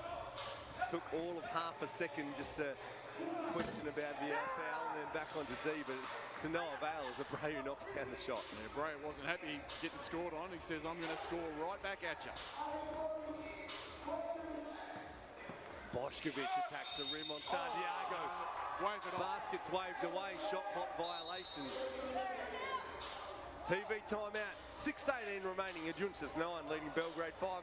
Adjuntas doing a good job controlling the tempo and getting what they want inside. And so far, just the replay on that Boskovic play. It was a great play. It didn't count, unfortunately, but I want to see a little bit more of that from Belgrade. As their players attacking the basket, the way they executed in their final pool game, perfect example of that. And just an issue for Belgrade, Dusan Popovic's elbow seems to have a pretty severe cut. The referee talked to him now, not letting him back in the game, having a trouble stopping that bleeding. They're down a man if they can't get him back in the game. Dragan Balitza pleading with the referee. Oh, look at Balitza. I'm gonna get over there. I'm just gonna see if I can test my Serbian. I'm pretty sure he said, tape that thing up, mate. And we'll get you back out here. Balitza again showing that passion and leadership. Not afraid to let his teammates know where it's at in a pretty strong fashion. And once again, Rivera just looking to overpower Belgrade inside. And you can see that's the strategy. I love this matchup. Rivera going to Boskovic. Boskovic now for Belgrade. Balitza, little pick and roll. Nice look. Popovic slips it. Good look at the deuce.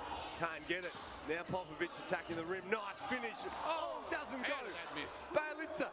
Popovic back outside for 2. Oh, that's a foul. 2 free throws coming up. Yeah, that's it. Ivan Popovic. Lugo trying to close out. Did so illegally. We've been joined by one Oscar Foreman. Right, nice to see the great man Oscar Foreman in the house, his beautiful daughter arm in arm. We saw Oscar Foreman going at it in the NBL Pro Hustle 3x3 a few weeks ago. We might see him a little more on the 3x3 circuit, retired from the NBL after an illustrious career. The all-time greats to do it, and that's 2 big misses. You talk about that prototype 3x3 player. The length of Oscar Foreman shooting that 2-pointer out there could be dangerous. As that matchup once again, Rivera going at Boskovic. Boskovic doing a good job to contain him. Yeah, held his ground well that time, Boskovic. Balitza just surveying his options, a little hook shot. Oh, offensive rebound, Balitza. Boskovic now, too strong, holding out Abreu. Ivan Popovic slips it on the rim. We want to see more of that from him. He's been settling too much for the perimeter shot. Hasn't been going down for him. Got to take it hard to the rack. Lugo can't get the perimeter to go. Adjuntas still a 3-point lead. Ivan Popovic from outside. Again, just doesn't need it. He's got that athletic ability. And that's where there's a problem inside. And look, Rivera telling Balitza all about it. I don't know if Dragan understands Spanish, but he told him in no uncertain terms what he felt about that shot. I think he read the body language pretty clearly there. Bajalica now. I don't think it'll worry Dragan too much. Good try. Nice read. Bajalica gets the rim. Can't finish. Good rebound, Santiago. Bajalica causes the turnover. Loose ball. Ivan Popovic all over it. Great play, Belgrade Popovic. through Bajalica. Can't get it to go. Big rebound, Dusan Popovic. He's taped up. He's back out there. Santiago from the perimeter. Frenetic action. Now Popovic. Deuce for Popovic. We've got a 2-point game. He finally gets one to go. That is a big, big two-pointer. 4:26 remaining. Another barn burner going on. Tight action. $10,000 on the line. No one wants to give an inch. Unlike yesterday, pool play, where you got qualifying games, this is get it done or go home. And when you come from Belgrade or Puerto Rico, it's a long way home. Bošković now for Belgrade. He likes the perimeter shot. Rivera for Adjuntas. Abreu, guarded by Popovic, well outside the 2-point line. Abreu gets at the rim. Oh, what a finish! 1 second on Jesus Abreu. 1 second on the shot clock. Abreu over the outstretched Popovic arm. Popovic for 2. Doesn't go. Popovic again on the rebound. Santiago too strong. Rivera saves it. It's going to be out of bounds. Hit the roof. Here at the Overseas Passenger Terminal. And once again, we've got a packed house. Time in the out. stands and spectacular backdrop, of course. The Opera House is not bad. 3:47 remaining. And Adjuntas 11, Belgrade 8. I did enjoy. I actually quoted the best ever backdrop for a post-game interview, and esteemed basketball journalist Bonnie Nodge said that the 3x3 in Paris with the Eiffel Tower in the background was better. I said Opera House beats Come on. Eiffel Tower, but you know, Come on, they're both pretty Turn reasonable. it up, Bonnie. Come on. We'll take the Opera House any We'll day. take the Opera House. Eiffel Tower's great, but nah, it's got to be the Opera House all day for me. Belgrade via Adjuntas. We're looking for our final semi-finalists to get through. Dragan Bajalica. Oh, get that out of here. Santiago coming through saying no thank you, Dragan Bajalica. Now he's pumped up. Little break in play chance just to reflect on that send out. 3:34 remaining. This is money time. Adjuntas 11, Belgrade 8. Both teams. Crucial moments in the game. Referee's just checking out the shot clock on that turn of possession. 5 seconds. Just an arm wrestle so far in this quarter-final. Neither team able to get a distinct advantage. We wait now for one team to be able to break it open. Abreu launches from the perimeter, doesn't go. Shot clock winding down, needing to force it.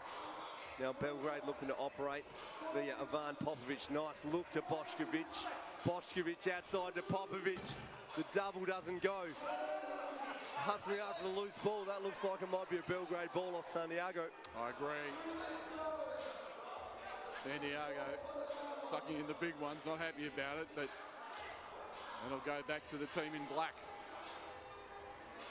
Bošković needs a little breather. Dusan Popovic back in the game for Belgrade. Belgrade looking to create something with some off-the-ball action. Dusan dribbling for a little handoff. Ivan Popovic the double. Doesn't go. That looks to be off a Belgrade hand.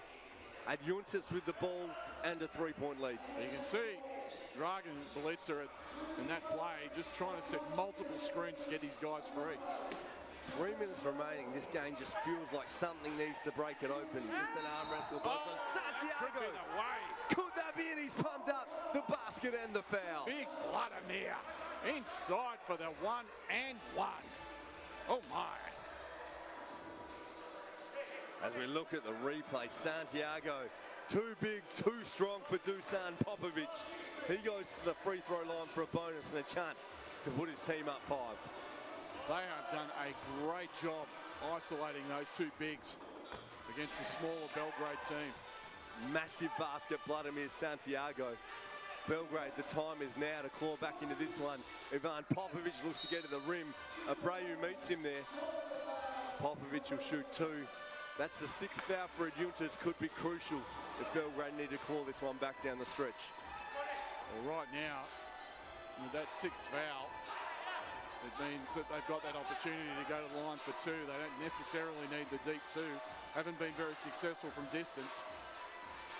We did see yesterday in the pool games for Belgrade, Ivan Popovic dry the whole time and then lining up for those 2s at the end of the game. Bošković, No, it's waved away. Didn't clear. Yeah. Belitza, They're pleading their case. yeah, Belitza saying he did clear the ball. The referee saying no dice. You had 1 foot still in. The call stands. Adjuntas with a 4-point lead and possession. Need to stop right now. Bošković working hard up and in on Abreu. Abreu, the mid-range shot doesn't go. Belitza for Belgrade going to work. Oh, Bošković was open. Adjuntas able to get a foot in the way just to stop the easy layup. Belitza surveys his option, sees an open Kiwi. Hand in the lane for Rivera. Belgrade will get the ball back. 2:20 remaining, Adjuntas 13, Belgrade 9. Adjuntas in control at the moment. And Belgrade is struggling to get anything going offensively. And this man has got to take over.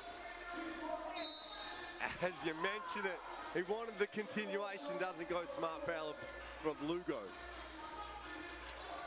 So that's actually the 16th foul now for Adjuntas. So the next foul they'll be in the 2-shot penalty.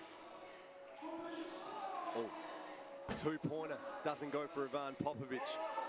Gets it back to him for another look. Can't get it the second time. Bošković, strong rebound. Bošković pleading his case, claiming he was held. And that's still going to stay with Belgrade. 10 on the shot clock. Dusan Popovic back in the game. Dragan Belitza, any foul. Belgrade going to the line for 2. Watch them attack that Kiwi through Dusan Popovic. Oh. There it is, big basket, 3-point game. Forced it up and in. Now look at Belitza. Belitza up and in. Right in front of us. Adjuntas shot clock counting down. 3 seconds, need to shoot. They force it up, doesn't go. Belitza got a piece of it. Belgrade a chance now to try and bring that back. 3-point lead, Adjuntas. Good Ivan stop. Popovic hoping for the foul. Now it's a 2-point game. Popovic to Popovic for the 1. And that's a foul. It's just the 6th foul. And I think they're going to take a timeout to talk about it. 1:17 remaining. Adjuntas 13, Belgrade 11. 16 fouls apiece. We've got a ball game. All about execution and poise under pressure now with 1:17 left. The Hunters with the advantage. And 2-point lead. And what we saw so many times yesterday, games that went down the stretch, now was the time when we saw these teams that had played so much more 3x3 together. And that's what we've got with this Belgrade team, taking nothing away from Adjuntas, but they come in as a wild card team here.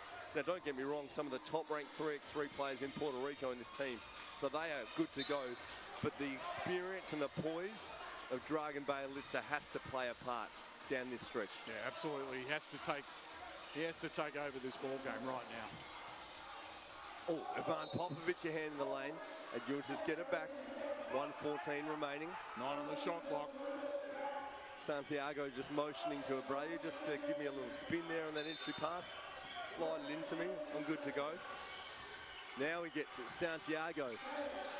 Ivan Popovic giving up side. Oh. Santiago, big basket. That is a big basket. 3-point advantage. Just that mini break again is crucial. Bošković from the perimeter. Rivera strong on the glass. Oh, got absolutely hammered. No call. Santiago wants it inside. There he's got it. Popovic, tough job containing Santiago. 2 on the shot clock. Yeah, he stepped out of bounds. So, Ivan Popovic causing the turnover. Belgrade will get it back. 45 seconds remaining. yeah, great job, Popovic. Just keeps them alive, but things starting to get desperate. Down to about 4 possessions left. Belitza to Popovic, 2-pointer. Doesn't go. Bošković. Santiago Abreu gets it back for Adjuntas. Big play here. Is that a turnover? Bošković causing the turnover. Great play, Bošković. Again, Belgrade just hanging on. Abreu can't believe it. The ball's going to stay with Belgrade. it's off the foot. That's going to be a reset to 12, but 30 seconds left.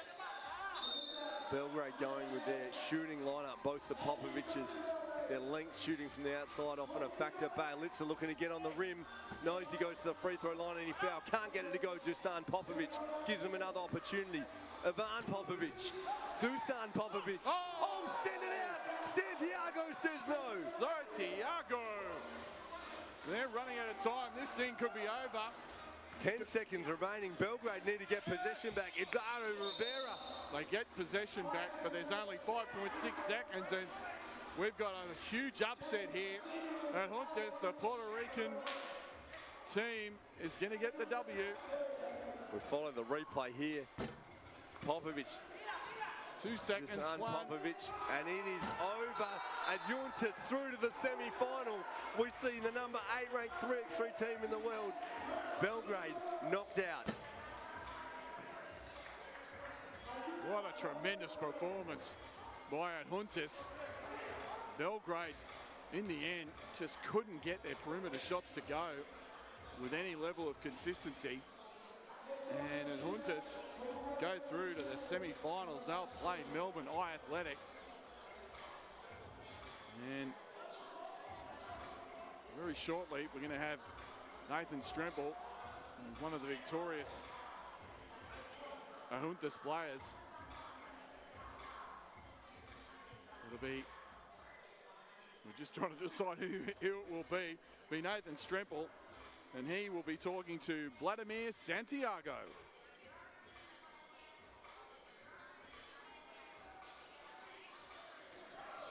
Well, folks, a huge game here going through. We see Adjuntas from Puerto Rico knocking out the favoured Belgrade. I'm right here with Vladimir Santiago. You whispered to me before the interview to take it easy on you. You didn't take it easy on him out there. Your passion, your physical play, carrying your team over the line. Hey, this was a huge game. They're a great team, and I know everybody is super. You're okay. I'm tired. Okay. I know all the teams. They were like, okay, Puerto Rico is a small team, but it's about heart. This game is all about heart. Hey, we left it all there. Vladimir, here in Australia, first ever FIBA 3x3 World Challenger event in Australia. Australian basketball know all about Puerto Rican basketball and the heart they show. Great battles in 5x5 over the years between Australia and Puerto Rico. You now, Adjuntas, go through to face Melbourne in a semi-final. Another great battle, Australia versus Puerto Rico. How do you feel about that matchup? Hey, we're gonna let everybody. We're gonna play hard every time. That's how this team was built, and this is our first time traveling. And this is a huge win for us. A huge win, first time travelling. Welcome to Australia. Enjoy the Sydney Opera House. We'll see you in the semi-finals. Ladies and gentlemen, give it up for Vladimir Santiago and his victorious Adjuntas. We'll see them in the semi-finals taking on Melbourne Athletic. Vladimir Santiago there, very hyped Vladimir Santiago, and well he should be. We'll just take a look at the highlights, and really the difference in this game was just the bigs. It was a great drive by Popovic. Needed to probably see a bit more of that, I thought, from Belgrade. Just the bigs from Adjuntas, Santiago and Rivera, really just doing a great job inside, just overpowering them. And it was, as we expected, very physical. Coming up, Nathan Stremple, it's going to be the two-point shootout. We might just take a little break, just a brief break. Stay with us. So, two-point shootout. We have seen some great action from the perimeter this tournament. We'll get the ball racks set up, and we're going to see some of the best shooters right here at this World Challenger. Going at it from the perimeter, and straight after that, we'll be coming at you with semi-final action. $10,000 US on the line.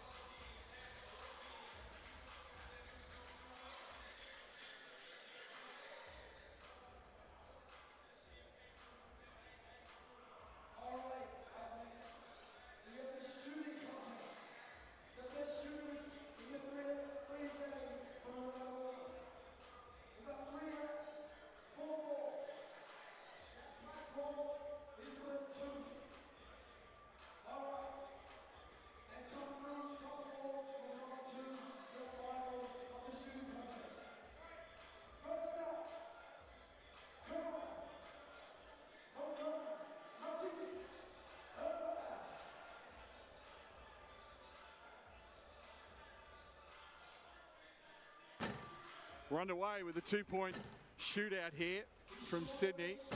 And we've got from Kranj, Urbash.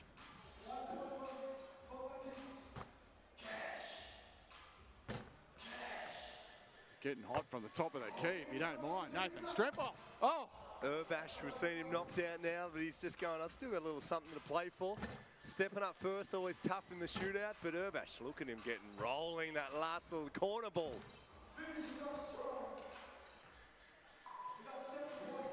And 7 points for Urbash. And had some nice rotation on those jumpers. Roye was a whole lot to handle in his quarterfinal game. He was crucial. Getting Amsterdam through to the semi-final. We'll see what he brings to the table here in the shootout.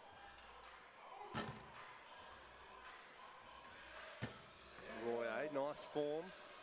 I like it. Little money, getting it rolling. Just taking his time, getting him up. No love on the money ball.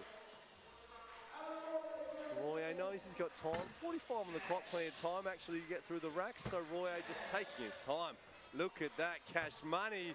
Roye for the money. Oh, just in and out. Just got to get those money balls going. He's got 5. Nice to see Priya from Basketball Australia doing a great job of being a human ball rack there at that 6. final station. Roye. Oh! So he's got 6. So that'll keep Urbash in front with 7. So 7 is the one at the moment. And now Andrew Steele. Now I like the strategy with shootouts like this. Semi-final action coming up. Andrew Steele just a chance now to find some rhythm. Get that shot going before the semi. There it is, wet. Bottom of the net. Money could have used it.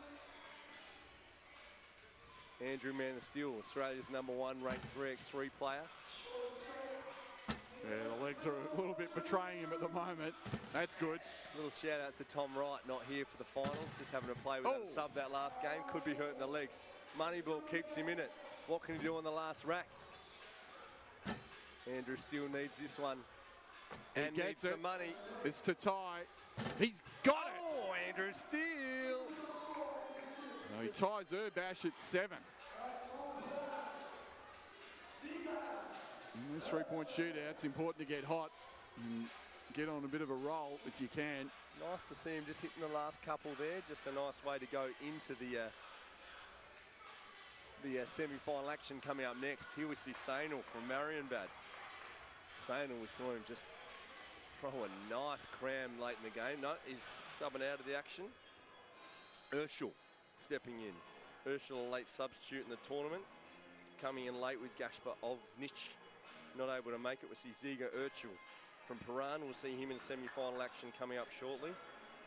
Now he's been their 4th guy behind the length and strength of Shribot, Kavgic and Finsgar. So now we get a chance just to see him in action, and he goes, you know what, this is what you've been missing. So if you decide to load it up on the inside, I might just get rolling from the perimeter on there. Urschel. Ziga, don't do it to me. Ziga, money. Bottom of the net. The money ball. Is to give him 6. He's got it. Oh, that was Ziga. wet. Start. Can he bring it home? Oh, yeah. That's the tie. Can he go ahead? Oh, yes, he there can. There it is. Make it 8. Money for 10. Looks good. Bit short. And that puts Urschel in front. Nice to see Anji Shribot. I think he's just trying to get his legs warm for the semi-final, but it looked like a bit of a victory dance for his teammate at the same time. He was excited, like a little kid at the candy shop, just going, my boy just got it done. Absolutely. Now from Marienbad, we see Man Sainal coming in. Sainal, who was just big yesterday, little wrong-footed throwdown. If you're looking at the highlights, check it up on the socials. 3x3 hustle is what you want to look up. Martin Sainal, big throwdown yesterday. Oh, needed that and got it. Sainal, here we go. Now he's got some rhythm. Can he make a run at it? That's 4. And give him 5. Gets the friendly roll and, missed a money ball. Now, can I clarify, Matt? We're looking at some finalists go through into the next stage of the shootout. That's right, yeah. So this is the qualifying round. And unfortunately, Sainal going cold late. He won't go through. So we're give him looking 5. top 4 going I through. believe it's going to be 3 or 4. We've got to clarify that with the organisers. Looking for an official word. So at the moment we're looking at Andrew Steele, Urbash, and Urshul, our top 3. Currently, yeah. So here is Tokyo's Masahiro. Makes the first. Oh, and a money Gunslinger ball. action. Rolls that home. Oh, getting a couple of friendly bounces here. Give him 4 and give him 6. Both money balls crucial. Masahiro looking to bring it home on the last rack. Needs this. The money. Can't get it to go, Masahiro. Finishes with 6. Didn't get one on the last rack. Finishing strong, so important. Don't worry, his Tokyo teammates making sure they capture that one for the socials. And yeah, we've See got Ochiai laughing at him, saying, I could have done better. so Lugo with his Puerto Rican teammates cheering him on and filming it for posterity on their smartphones. Nice to see all 3 teammates just getting a different angle. They couldn't just get one to film it and share it. All 3. Edgardo Rivera just moving around to get a better angle as Alexis Lugo keeps getting those perimeter shots up. The money ball. And Mr. short with Lugo it. short. He's got 3. You don't blame him. Just comes straight off a brutal quarterfinal battle, trying to guard Dragan Bjelica, and now he's just straight into the 2-point shootout. The legs are a little tired. Lugo. And knocks it down, but that just gives him the 6. So Ziga Enshu.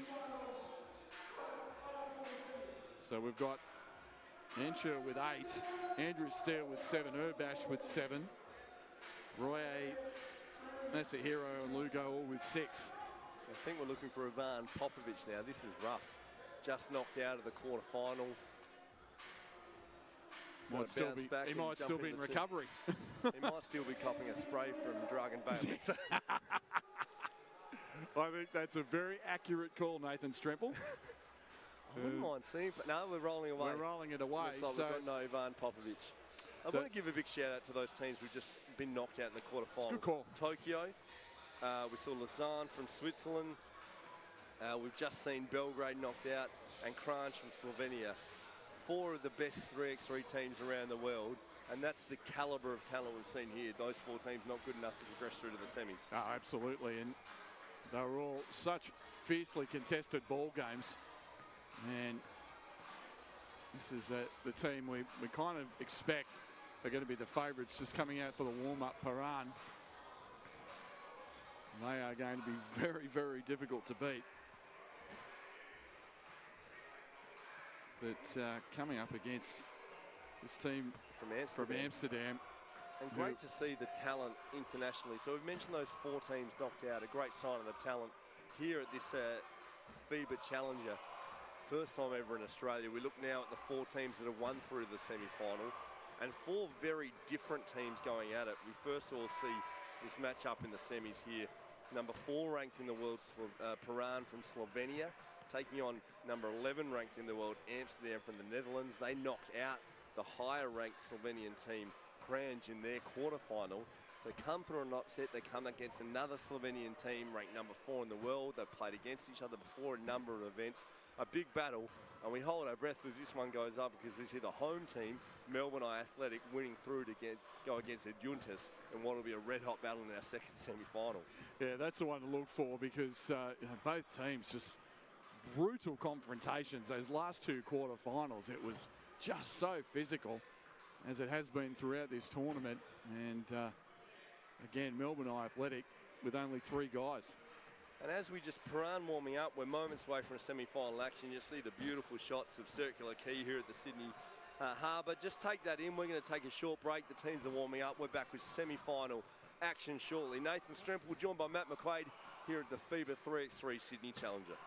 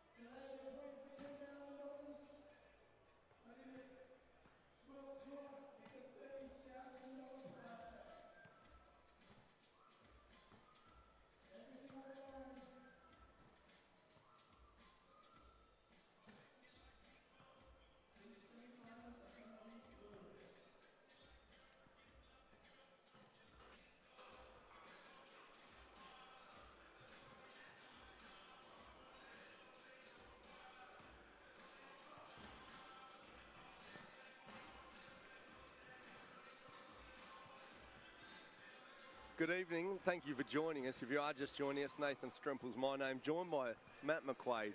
First time ever in Australia we see a FIBA 3x3 Challenger event, and we're now through to semi-final action. Yesterday was qualifiers, pool games. We've just seen quarterfinals. Some red-hot semi-finals coming up, Matt. Red-hot semi-finals, but the quarterfinals were extraordinary, particularly the last two. Fought right down to the end. Unbelievable passion, unbelievable intensity.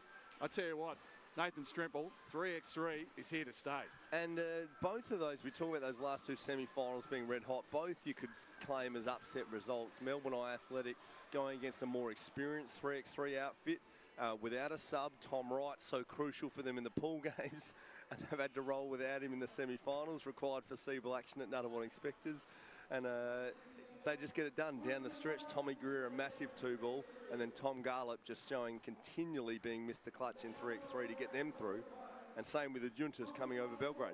Well, in terms of Melbourne, I think what it shows is how quickly we've actually, gravitated and really fallen in love with this 3x3 concept. And we've talked about Tommy Garlop, outstanding at the FIBA 3x3 Asia Cup, MVP of that tournament, hit the winning shot, the two-pointer to get Australia the victory. Tommy Greer, tremendous campaigner over the years. He's really taken to this format as well. So, it really bodes well for the future, particularly we have talked about this 3x3 at the Olympics. We love that concept. Australians love representing their country at the Olympics. So from that perspective, tremendous performance. Adjuntas, I thought, was a massive upset. I think I expected Dragan Belitsa's Belgrade to get through. Adjuntas really attacked on the inside, took their opportunities when they had them, and really were better executing down the stretch than what Belgrade was. So that was a great performance by Adjuntas. And I tell you what, that is going to be one heck of a semi-final. Yeah, and we talk about those battles. We talk about 3x3 now in Olympic sports. Some great battles with Puerto Rico and Australia over the years. Now we see it in a semi-final. The Puerto Rican team Adjuntas taking on the Australian team Melbourne Eye Athletic. The other semi-final, which we're moments away from introducing. We see two of the more favoured teams in the event. We have competing here at this World 3x3 Challenger event, 5 of the top 15 3x3 teams. We now have only 2 of them left, and they're coming up in this semi-final. Number 4 ranked team Piran from Slovenia taking on Amsterdam, the number 11 ranked 3x3 team. Let's see the lineups. Piran from Slovenia and Amsterdam from the Netherlands. First up, from Piran, Ziga Herschel. Ansha Sribat. Adin Kaujic. And the number 1 ranked player in Slovenia, Simon Finsga. For Amsterdam, Aaron Royer. Sjoerd van Wilsteren. Number 1 player in the Netherlands, Jasper Jopsa. And the star of the quarterfinal, DeMeo Van Dost.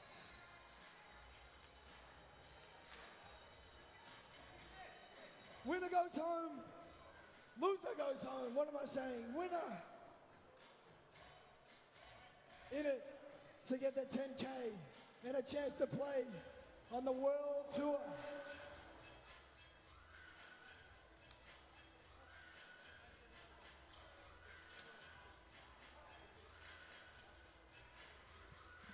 Well, this is a 3x3 party. These teams very familiar with each other on the 3x3 World Tour. They've played many times at other Challenger events. Tonight they're playing for an opportunity to get in the grand final. $10,000 US on the line, if you don't mind, Matty. Both of these teams so poised. They've been great throughout the entire tournament. Who's your pick? I have to go with the higher ranked Piran. No great surprise, and primarily because of number 7 in the black, Simon Finsga. I mean, throughout the tournament, he's probably been the standout.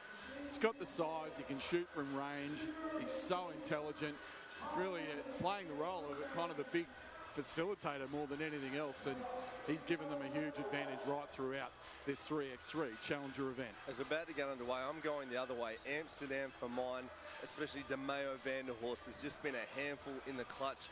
Roy A as well, so hard to handle. His handles and his speed, a tough cover for any of these Piran players. But we'll see how it plays out, because this is live action, semi-final action underway. Yeah, just the diversity of that Amsterdam lineup as well, the lengths of Yobsi. Two contrasting styles. We're going to see which one comes out on top. Well, you can see Shrevbot and Kavjic have got the muscle down low. So they are going to be physical. They are going to try and wear down this Amsterdam unit. Yepsy obviously with a big height advantage down low, so expect to see a steady diet of him in the low block. Yeah, the length and athleticism of Yobsi, also Vanderhorst and Vilsteren, just an athletic Amsterdam lineup. But this man Simon Finsgar knows how to get it done inside and outside. And there we go, right in to Kavjic. 3 seconds in the key, they wave it off. No, it was going to give the ball back though. Looks like an early foul. Oh, foul, my apologies. Piran with the ball back Nice in there. They pass. go straight to Kavjic. Shrevbot. There it is, that execution, and we've talked about it. That's just making the extra pass, looking for the open man. They're so unselfish and so smart at 3x3. Just a smooth, almost robotic ball movement and execution of this Piran team. Simon Finsgar said they can do it in their sleep. They know each other so well. Amsterdam looking to get going via Vanderhorst early. That one doesn't go. They get the ball back. Yeah, good job by Jesper Yobsi drawing that foul. Royer, a tough cover in that quarter-final. Urchel probably the best matchup for him for Piran. Now we see Vanderhorst. Little fadeaway length of Finsgar sends it out. Simon Finsgar says, no, sir. Just typical Simon Finsgar, just no frills, no celebration, just says, okay, next play. And here he is on the next play. Finding Shrevbot in the perimeter, back cut, no good for Finsgar. Shrevbot needs to go 5 on the shot clock. Length of Yobsi, hard to shoot over, big rebound, Urshul, bucket Piran. The little man, Urshul, gets in there and makes it 2-zip. Little physical early, both teams, some early fouls, just getting some nerves. Just making some statements early. Piran with a 2-point lead, 2 to Piran. Amsterdam yet to score. Finsgar on the bench, so this is an opportunity for Amsterdam to really take it to Piran. Especially with Roy A on the bench with them, gives them extra length. And here we see Vanderhorst getting on the rim. There you go, that's your man. He gets it done. Oh, nice spin move, Shrevbot. Oh, the big fella with the dancing feet earns himself a trip to the line. Heavy foul, Van Vilsteren too. Just collects him in the side of the head. Shrevbot just points out his face to the referee. They say, that's it, make your way to the free throw line. I think his head's made of granite. I don't think it bothered him one iota. Look at that. Oh, that's a breakdown. Offensive rebound off a missed free throw. Can't have that, particularly on 3x3. Piran, slight early advantage. 2 to make it 3 team fouls to Piran. 2 to Amsterdam. Early team fouls as both teams just stating their intentions. Vanderhorst looking to get on the rim. Cav gets a good job denying him. Roy A going back at Simon Finsgar. Off balance, can't get it to go. Finsgar just way too tall for Roy on that occasion. Roy A right up in his grill as he switches into defense. Now Kavjic on the rim, too good. Piran up 4-1. Yeah, nice little mini break early. Amsterdam need to respond and they turn the ball over. Vanderhorst losing the handle. Roy A gets it right back. It's physical out there. Both teams going at it. Yes, but Yobsi can't get a look. Vanderhorst through the perimeter. Big 2-pointer. Rainbow from Vanderhorst. DeMeo Vanderhorst not happy, saying he took my legs out. I wouldn't mind a bonus free throw. Big time 2-pointer from DeMeo Vanderhorst. They needed that desperately. And Vanderhorst, as he's done throughout the tournament, delivered. Bringing it back to a 1-point game. Piran now. Roy A right up in Urshul's grill. Foul called now. 3 fouls apiece. I think you could have called about 3 fouls on the same play that time. Roy just whacking it. In the end, works the young man and works out to Urshul's advantage in the end, getting a free throw out of it as they held the call up until he got at the rim. Bonus free throw, making a 2-point lead, Piran. Oh, Van Vilsteren going back door, going upstairs for the throwdown. Throw it down with authority here now. Called for the foul. Well, they've actually, they've got him for a little bit of that elbow. And here's the replay. Van Vilsteren through the back door, up to the second floor, throws it down with two hands. Elevation from Van Vilsteren. Nice example of the continuity of 3-on-3. Van Vilsteren coming outside to clear it, then just turning the corner, getting back door. Royer, how quickly it turns. Amsterdam back in front. Finsgaard back at you. Good rebound there, Royer. Royer for the deuce. This one doesn't go. Length of Yobsi on the glass. Wanted a foul, none forthcoming. Ooh. Simon Finsgaard doing a great job of letting him know he got tied up. He'll take the foul. That's 14 fouls apiece. Free throws could play a part down the stretch. 14 fouls with 3 minutes gone. We have a look at the replay and we expected ultra physical. Simon Finsgaard crafty. The referee's just bringing it in, letting them know, we like your passion, boys, but there's only 3 minutes gone and we've called 8 fouls, so just keep things under control. There are limits. Shribot from the perimeter. That smooths off the ball action, finds Kavgic open. No joy. Royer for Amsterdam. His two-pointer doesn't go, foul off the ball. That's Piran's 5th team foul. We continue like this, we could be seeing some significant time spent at the free throw line. Finsgaard slips, gives Royer some space. The two-pointer again for Royer. Royer, that's a big two, and that pushes it out by 3. Timeout, 6:48 remaining. Amsterdam with a 3-point lead. Amsterdam 8. Scoreboard not correct. I think 8-5. 8-5, yeah. Amsterdam 8, leading Piran 5. We see there just that 3x3 court. Simon Finsgaard losing his feet. Royer already hit a couple from the perimeter. An opportunity there with some space to knock that money ball down. Yeah, they're just going to have a chat to the officials. Yep, they're going to sort that out. And gave Piran 2, so it should be 8-5.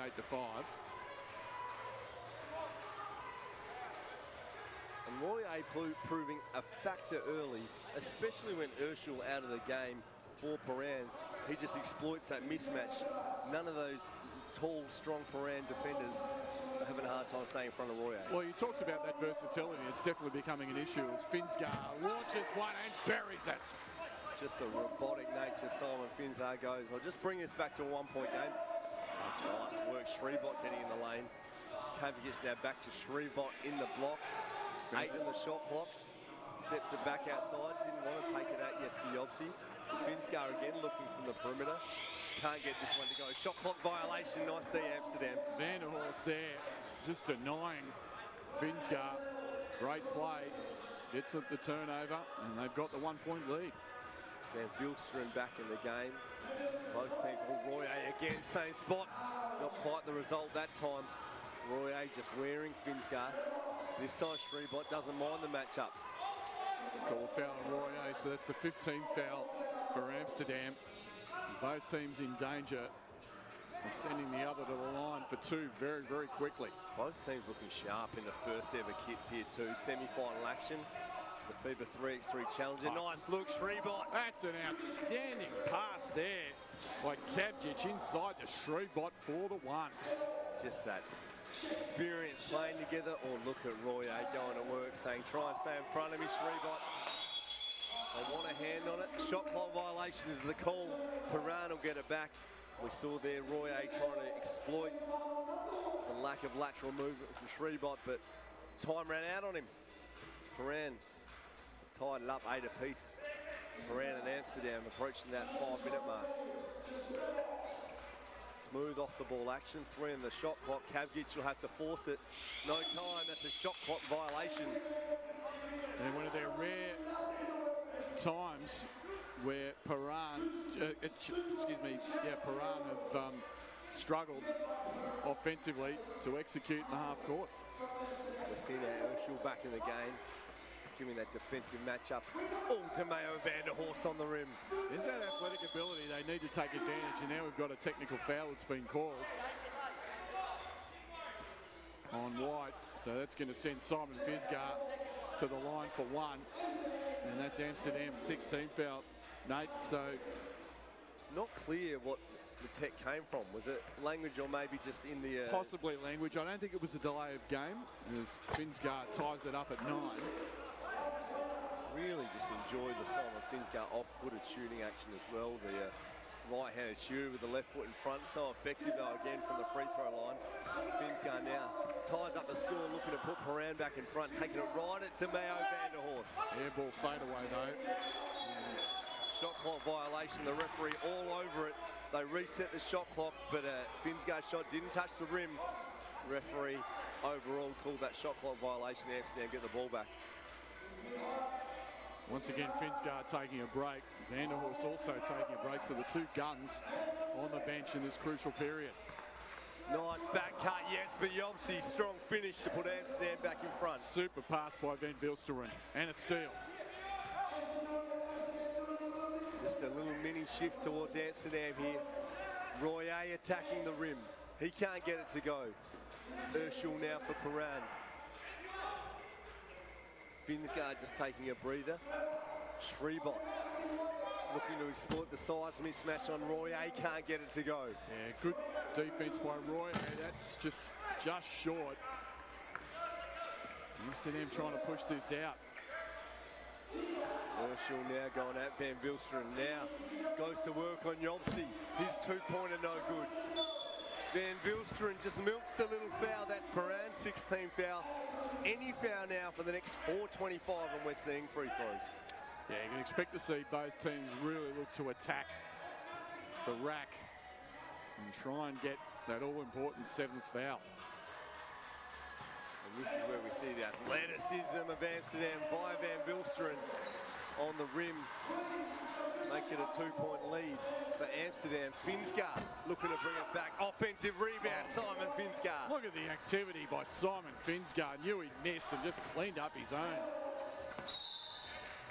Battling under the rim, Finsgar called for the foul. That's 2 free throws coming up for short Van Vilsteren. Finsgar pleading his case. Thought he got whacked in the head, but no joy.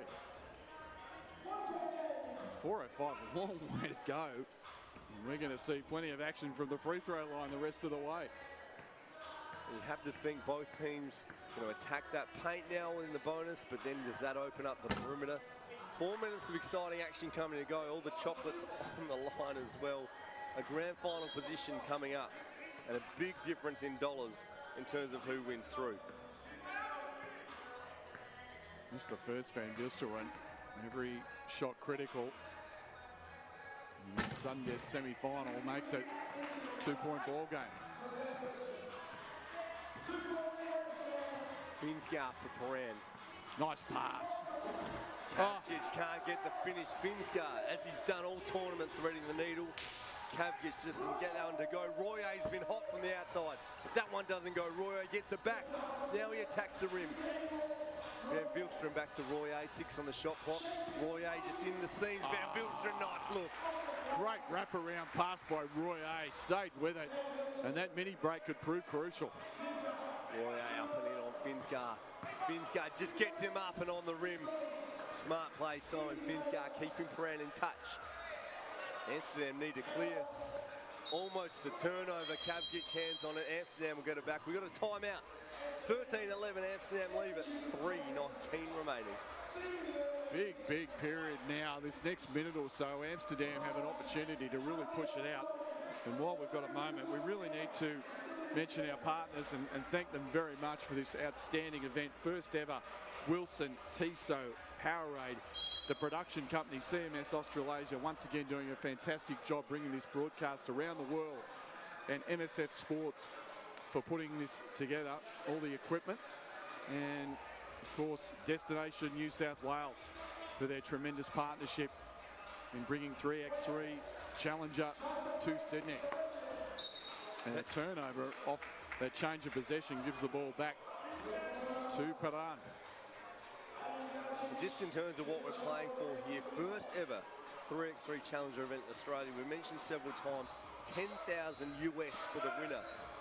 But right here, a chance in the grand final.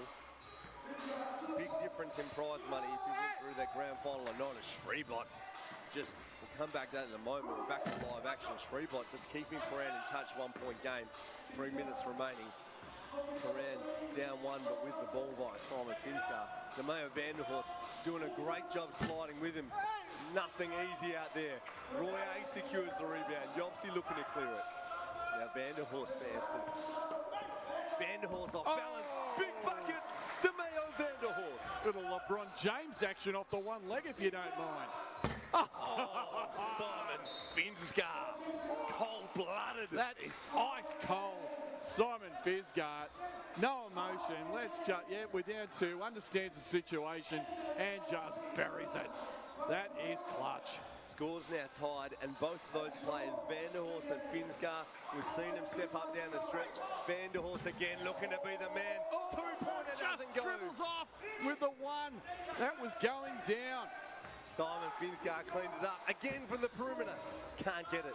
Roy A now for Amsterdam. He looks to get on the rim. Hand off to Vanderhorst.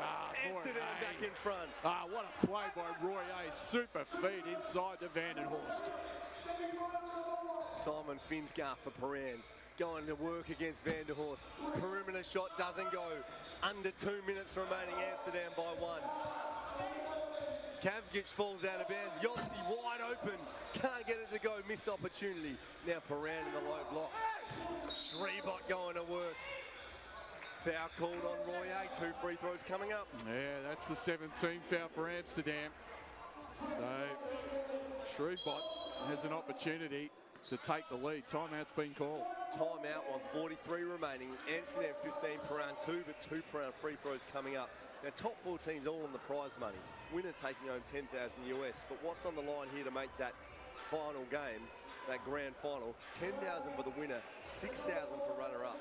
You lose this game, you're playing for either 2,000 for third or 1,000 for fourth. These guys didn't travel all the way from Slovenia and the Netherlands to play for the minor places. They want to be there in the grand final. They do, and of course the other thing which we really should mention is that the winner of this Challenger event gets an automatic invite to the World Tour event to be held in Japan this year. So that is a massive carrot. The World Tour being the elite 3x3 competition in the world. So those teams winning these Challenger events, that is a massive carrot. Big free throws coming up for Anze Shreebot. First one doesn't go. Chance to tie it here on the second. Both teams 17 fouls, 2 free throws each foul. Shreebot makes the second. Scores tied. Ball into Mayo Vanderhorst's hands. Now Van Vilstri goes to work. Roy A looking to use his speed, launches that 2 ball, doesn't go. Oh, bodies flying everywhere. Van Vistelrooy. And now referee will stop play. Just points at the scoreboard, just wanting to clarify maybe the score, the time clock. 3x3 referees, we've mentioned it several times, but they've been right on the money all tournament. Keeping the game flowing, keep it under control. Hard fought, physical, but skillful 3x3 basketball right here at the Overseas Passenger Terminal, Circular Quay, Sydney, Australia. 7 on the shot clock, 1:37 on the game clock. Finskar for 2. Oh, money! There he goes again. 2 huge buckets by Simon Finskar. The veteran getting it done, as he's done all tournament. Amsterdam now looking to claw back the lead. Yes, Yopsy for 2. Can't get it to go. They'll get another look at it. Roy A. Yopsy on the rim. What's the foul? Big basket, yes for Yopsy. Could have called the foul for the same price. Finskar now approaching a minute remaining. 3 on the shot clock, needs to get it up. Finskar on the buzzer, doesn't go. Roy A for Amsterdam. He That's likes big. the 2. Nice hands from Val Vilstrin. Not enough to turn it over though. Piran will get it back from the top. 52 seconds remaining. Piran by 1. And Amsterdam want a timeout. How exciting is this? Piran up 1, 52 seconds left. Spot in the final at stake. And both teams just hitting some big buckets. One end, it's Finsgaard the other end. Jobs with a great take in that finish. This is something to see. And this is where you see money time, Matt McQuaid down the stretch. 21 gets it done for you. Time runs out in your front, gets it done too. Some of that strategy in terms you want twos or ones. Coming out of the timeout, Piran with the ball, a chance to run a set play. And this is where they've excelled throughout the tournament. They've been able to get good looks out of this action. On-ball screen for Shrebot. Little decoy screen to find Simon Finsgaard. And that seal down low gets the mismatch on Royer. Nice job, Royer ties him up. Can they get the turnover? One on the shot clock. Finsgaard, offensive rebound. Second chance doesn't go. Amsterdam get it back. 34 seconds remaining. Royer going to work. Royer in the seams. At the rim, wants the foul, none forthcoming. Piran getting the ball, 27 seconds remaining. Yeah. They're up one. Royer can't believe he didn't get the call, but nothing happening. Down the stretch, as we've seen, they play it hard, they make him play it out. Yopsy, does he want to sub? He stays in the game. Piran ball, 27 seconds remaining. This is the man, you want it in his hands. He's going to make a good decision. Simon Finsgaard right at Royer. First shot doesn't go. Gets a chance at the second. No joy on the second. Did he get a look at the third? Whose ball? Piran's way. It's going to stay with the team from Slovenia. Shot clock reset. 15 seconds remaining. 12 on the shot clock. Piran by one. So Amsterdam should get another look at it. Amsterdam need to stop here. Royer right up and in on Finsgaard. They don't want to foul. Lob pass to Shrebot. He can't get it to go. Yossi can't control it. Knocked out of bounds. That's going to be the be ball game. Piran. Oh, they had the rebound and Yopsy just couldn't control it. Yopsy not happy, but it looked clear that just Yopsy spilled out his hands. Piran get it back. 3.9 remaining. Piran up one. They don't need to shoot. They have to believe it's going to be a foul. Yeah, immediate foul. And that's going to give... No, he's called a technical foul, so that's going to be a delay of game. That'll end it. Delay of game. The Amsterdam team is furious. Amsterdam shattered. They've come all the way to play.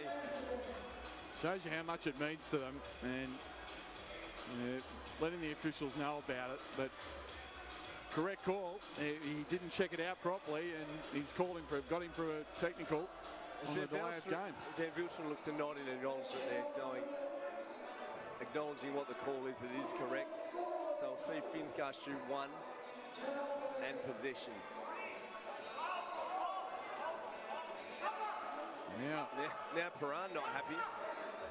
Kavjic, they're going to call one. But it's got to be one possession. Now they've just clarified. Yeah, that's all right. Piran thought maybe it was a foul and a technical. That's right. So they were just counting up the free throws. Finsgaard at the line.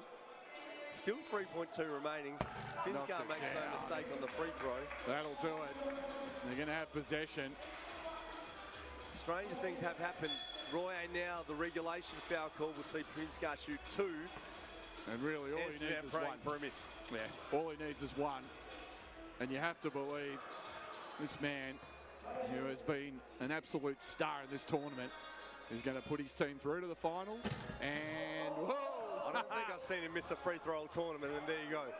The commentator's curse. Finsgaard one to come. Look at Royer finding position on the perimeter. This misses is going to be a tip out. Oh, here it is. He did. Shot to tie it. Royer. Oh, no good foul strip. coming. It's out, and that's it. Wow. They've called it Piran through. Can you believe it? Looking for a shot to tie it. Amsterdam despondent. Piran pretty happy. Piran through to the final. Simon Finsgaard, the star, but misses two free throws. Just another twist in what was a remarkable tale here in this semi-final of the 3x3 Challenger here in Sydney. Amsterdam, a tremendous performance by them to get through to the semi-finals, but ultimately the tournament favourites, Piran, and a little too much Simon Finsgaard, pushing him through to the 3x3 Challenger final. And very shortly, Nathan Strempel is going to talk to the man himself, Simon Finsgaard. And let's go to Nathan right now. Well, ladies and gentlemen, they came here as the favoured team, number 4 3x3 team in the world, Piran, number 9 ranked player in the world, Simon Finsgaard. You're through to the grand final. How does it feel? Yeah, we are happy. That was our goal, to qualify to Tsunami Masters.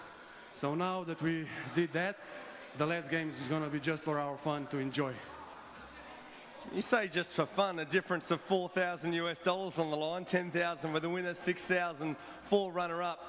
A crucial point in that game, Roy A in their quarter-final for Amsterdam. The team just found it hard to stay in front of him. You had that match-up a lot of the time trying to contain him, giving up some, he's obviously smaller and a little bit quicker. You did a great job, I thought, down the stretch of keeping Roy A out of the key. Yeah, we were trying to make as much mismatches in the game as possible, especially on the little guy and me trying to penetrate. It didn't go exactly as we wanted to, but a win is a win. And finally, I don't believe I've seen you miss a free throw all tournament. Then you had 2 down the stretch, the ice of the game. The first one didn't go. Was the second one an intentional miss to run out the game, or just didn't go for you down the stretch? Oh, it wasn't intentional, it just didn't go. I guess I need to grow some balls. I don't know about that. Here we are thinking you're trying to keep things exciting. I think you're doing just fine in that department, Simon. Great job to win through. We'll see you in the final. Ladies and gentlemen, give it up for Simon Finsgar and Piran. We'll see them in the grand final. Will it be Melbourne Eye Athletic or will it be Adjuntas? We'll find out next. Take a look at the highlights here, and that man Simon Finsgar, and as we expected, tough physical encounter, and Rojas from deep there. Roy, I should say, deep for Amsterdam, but Simon Finsgar really just proving the difference. And some really tough shots were made in that semi. No quarter asked nor given. And it's hopefully the final and the next semi-final lives up to what was an outstanding contest. As we're about to introduce the semi-finalists, semi-final number 2, Melbourne Eye Athletic and Adjuntas. From Melbourne, Australia, versus Adjuntas from Puerto Rico. First up, 2-time NBL champion, Tommy Greer. Number 1 ranked player in Australia, Andrew, Man of Steel. And it's representing Australia in the gold medal, Tommy Gallup. Now for Adjuntas, Vladimir Santiago, Alexis Lugo, Edgardo Rivera, and Felix Papuro de Jesus Abreu. Semi-final number 2. We saw how hard and how great the semi-final number 1 was. We're in for a real treat. I can't wait.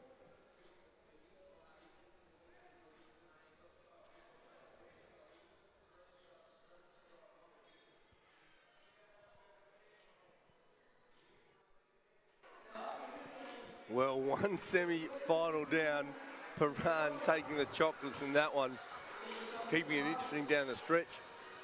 Simon Finsgar missing 2 free throws. A little chance, leaving the door just slightly ajar to go to overtime. Roy A couldn't get the shot up, but here we go. Puerto Rico versus Australia. Melbourne versus Adjuntas. We've got a game on our hands, Matty McQuaid. Absolutely, Tommy Gallup gets us underway. Oh, Andrew Steele got it going during the shootout. Cash Found money. the touch. There he is, gets it underway. 2 to Melbourne. Adjuntas yet to score. Rivera looking to change that. Tommy Greer going to work against him. Ties it up. Tommy Greer found the supporting post here at the... it's in black, just like his uniform. That's right. Not very good at catching the ball. He throws it out of bounds. Adjuntas get it back. Santiago comes up big. Big too. We haven't seen too much of that from Santiago, but he buried it. Watch these guys banging bodies. Gallup and Santiago already going at it. Rivera and Greer off the ball. Nice pass. And Tommy Gallup finishes it. It will be very important if Melbourne can get this done here. MVP of the 3x3 Asia Cup. Abreu hard to contain. Tough to stay in front of Melbourne, missing the presence of Tom Wright, but a shot clock violation there, doing enough to tie up Adjuntas. And the difference between this game and their Belgrade game they played for Adjuntas, they are going to have a much, much tougher time going to the basket against a Garlop and a Greer. And Andrew Steele, who misses that one, is also no slouch defending in the paint. Yeah, definitely a different matchup. Abreu and Lugo giving up a bunch of size wherever their matchup is, so we're going to see that contrasting style and how it comes about it. And then in terms of giving up side, both Rivera and Santiago packing some pounds going against the taller, more athletic build perhaps of Garlop and Greer. Foul call on Santiago, that's the first of the game. Steele assessing his options via Lugo. Tries the perimeter again, no joy that time. Santiago for Adjuntas. We're going to take Tommy Garlop off the dribble. Likes his look, one out with Tommy Garlop, can't get it to go. Oh, Garlop now attacking the rim. Did a good job just letting the referee know some contact had been made. Early foul for Adjuntas, 2 for them. Melbourne yet to foul. I mean, Tommy Garlop and Tommy Greer, the Tommies, so intelligent. Great turnaround. That's a trademark from Tom Garlop, giving Melbourne a 2-point lead. You speak of the Tommies, both of them just had mutual admiration for each other during their NBL careers, so I think they're both loving the opportunity to play in this format together in 3x3. Shot clock down to 5. Garlop a long way away. He's going to have to force it up. Running 3 at the buzzer. Did a good job to beat the clock, though. Keeps them alive. Melbourne now another possession. Steal handoff to Greer. And one. Layup. The basket counts. Tommy Greer's like he's going to the free throw line. Pump up, Tommy. Pump up. What a play. And a tremendous find by Andrew Steele on the cutting Tommy Greer. Shout out to the basket support, giving Tommy a great little high five there after he finished. Tommy Greer looking to finish, making an early 4-point lead for Melbourne on the free throw. And there it goes, Melbourne 6, Adjuntas 2. Adjuntas right back at it via Abreu. Abreu straight past Tommy Greer. The quickness tough to contain. That's going to be the issue the other way, but great transition. Andrew Steele can't make it happen. Good fight on the boards though. Garlop's open if he wants him. Melbourne doing a good job to keep it alive for another possession. Oh, Garlop's been a handful for Rivera. Can't get that basket to go. Steele again getting another possession. Shot clock violation though, the Garlop shot. Didn't touch the hook. Yeah, it didn't touch the rim.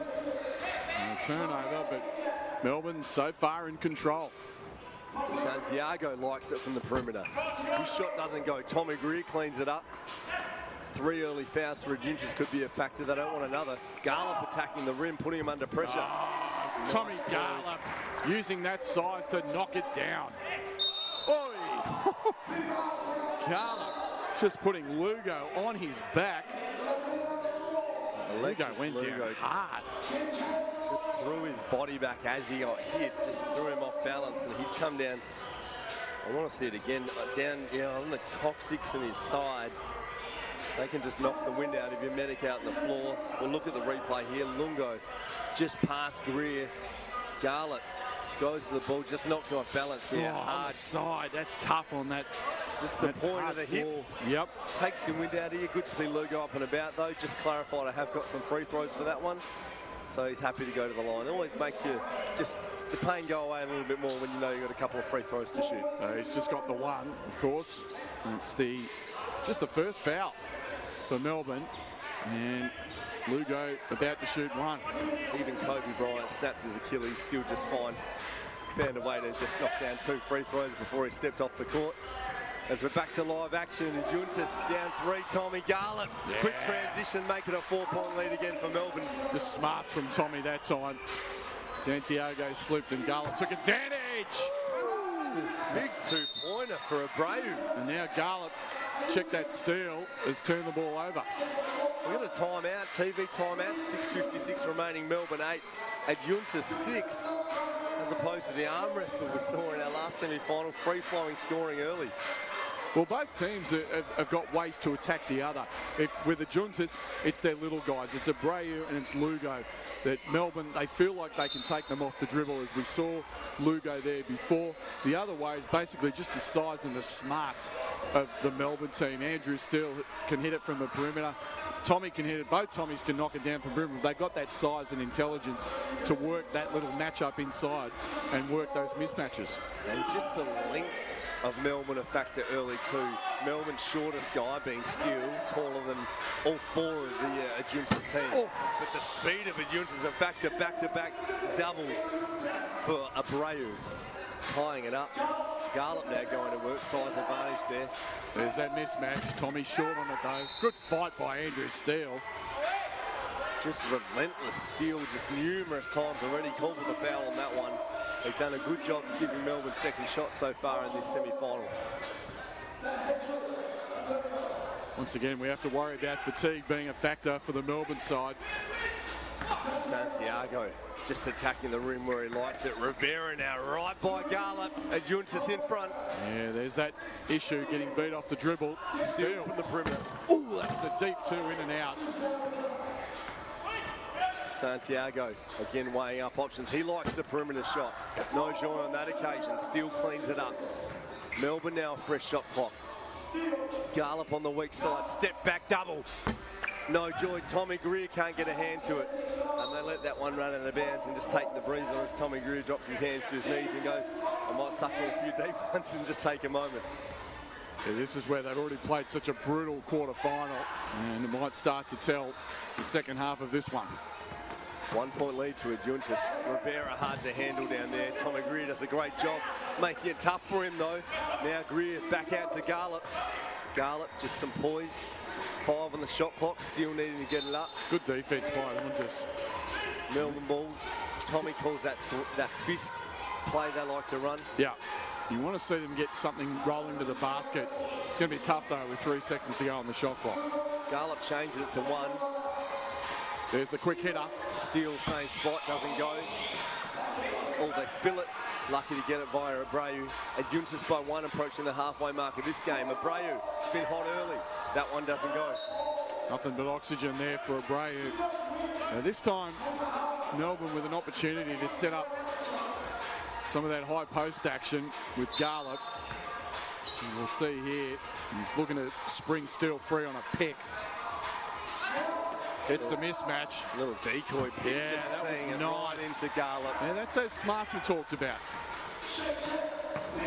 Interesting to see how Adjuntas read the matchups. They're choosing to use the shorter player on Garlop, but Rivera there. That tough spin move going at the rim. Spectacular move. Garlop's fouled, trying that rip through.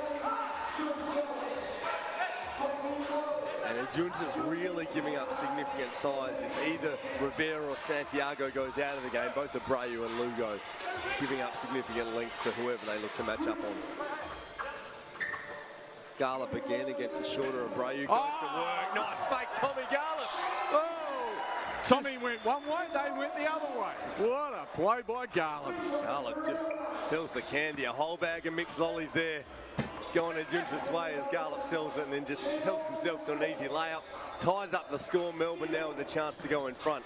Still going to work in the low block. Little fadeaway. Doesn't go Rivera as he's done all week cleaning up the glass. Rivera now aggressive at the rim. Oi. Tommy Greer meets him halfway. Rivera steps out of the grounds. That's a Melbourne ball. All ball. Smart play by Greer. For those just joining us for the final action that didn't miss the pool play, Melbourne missing Melbourne missing Tom Wright, who is crucial for them in pool play. Andrew Steele now from the perimeter. That is a beautiful fight. Money. Oh, right back at you, Abreu, if you don't mind. A little bit of enthusiasm there. Tommy Garlop calls timeout.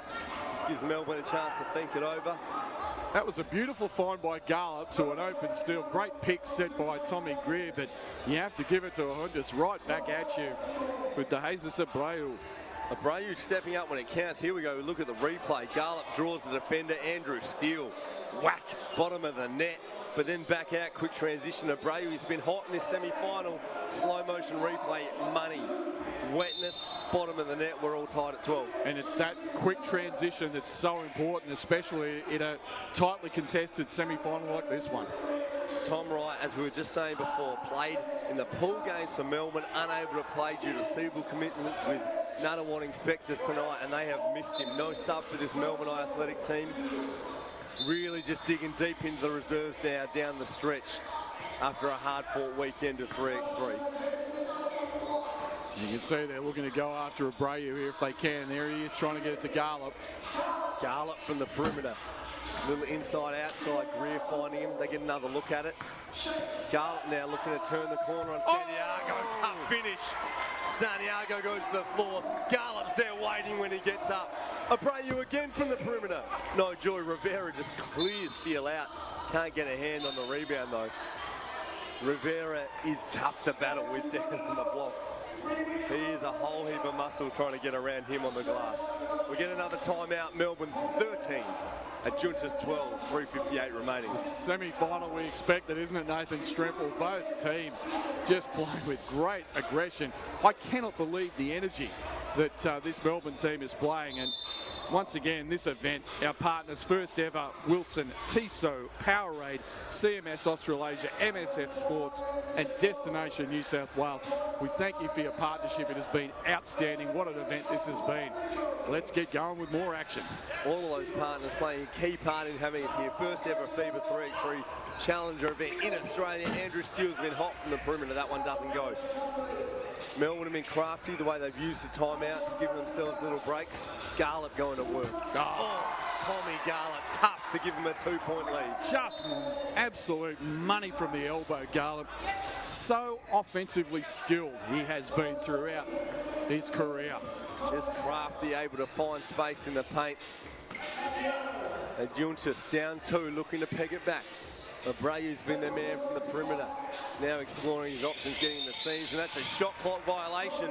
Melbourne time up. Tommy Greer calls that 1. Great play by Andrew Steele to keep Abreu in front of him. Watch here for the DK on-ball screen. decoy on-ball screen, and then the screen for Steele. He gets right at the rim, can't finish. Abreu again from the perimeter. Yeah, that'll tie it up. You can't leave him open. You can't leave him open. Yeah, I believe just a little delay of game.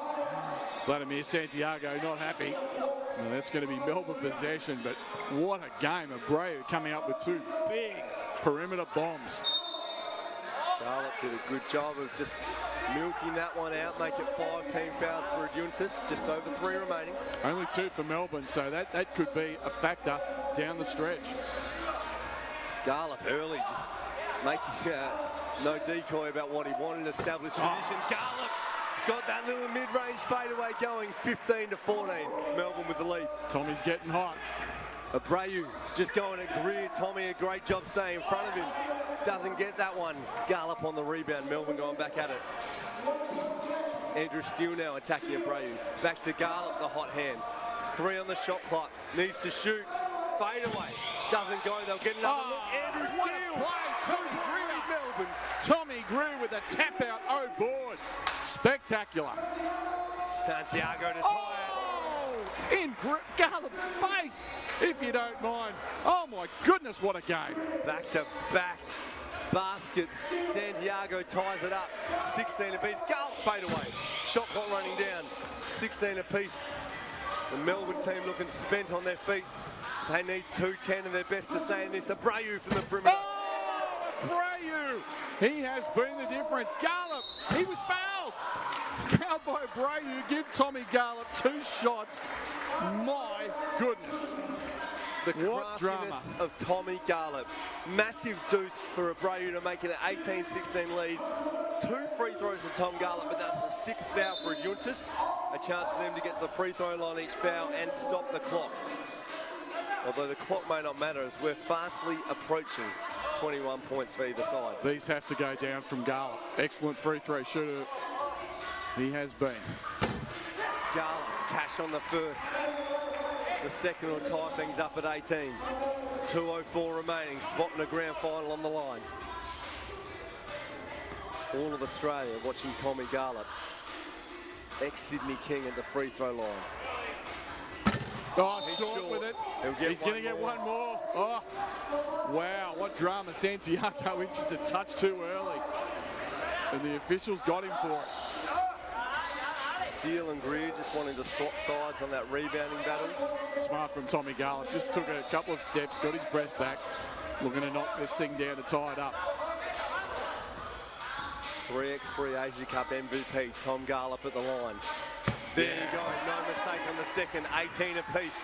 Big possession for Adjuntas. Abreu, way off. No joy in the perimeter for Abreu. Melbourne, a chance to go ahead. Garlop turns the corner. Oh, big basket, Tom Garlop. There he goes again. Adjuntas via Santiago. He likes the perimeter shot. Oh, my goodness. Santiago. Melbourne 19. Steele attacking the rim. Size advantage on Abreu. Oh, he's got it. Oh my gosh, 20 apiece. We've got a game right here. Next one wins it. Greer trying to keep Rivera out. Good no stop. foul coming. Melbourne with the ball back. That's going to be Melbourne's ball. They knocked it out of bounds. Rivera can't believe there was no foul call. Physical, as we've seen all tournament down the stretch. Oh, incredible The scenes. refs letting physical play go. Santiago not happy, doesn't want to check the ball. 1:26 remaining. Melbourne ball, 20 apiece. Greer at the top. Money man Andrew Steele for the game. Oh, no. No joy. Garlop now guarding Santiago. Fouls to give for Melbourne. Garlop stays down. Santiago in the key. For the win. Good tap out. They'll get it back. Rivera. Garlop. Meets him. No foul call. Oh, Steele comes up strip with from it. Steele. Still a minute remaining. The Mr. dead on their Clutch. feet. No legs. And he was fouled. Garlop was going to the line, not for one, but for two chances to win the game for Melbourne. And get through to the final. What drama here in the 3x3 challenge. Tommy Garlop is exhausted.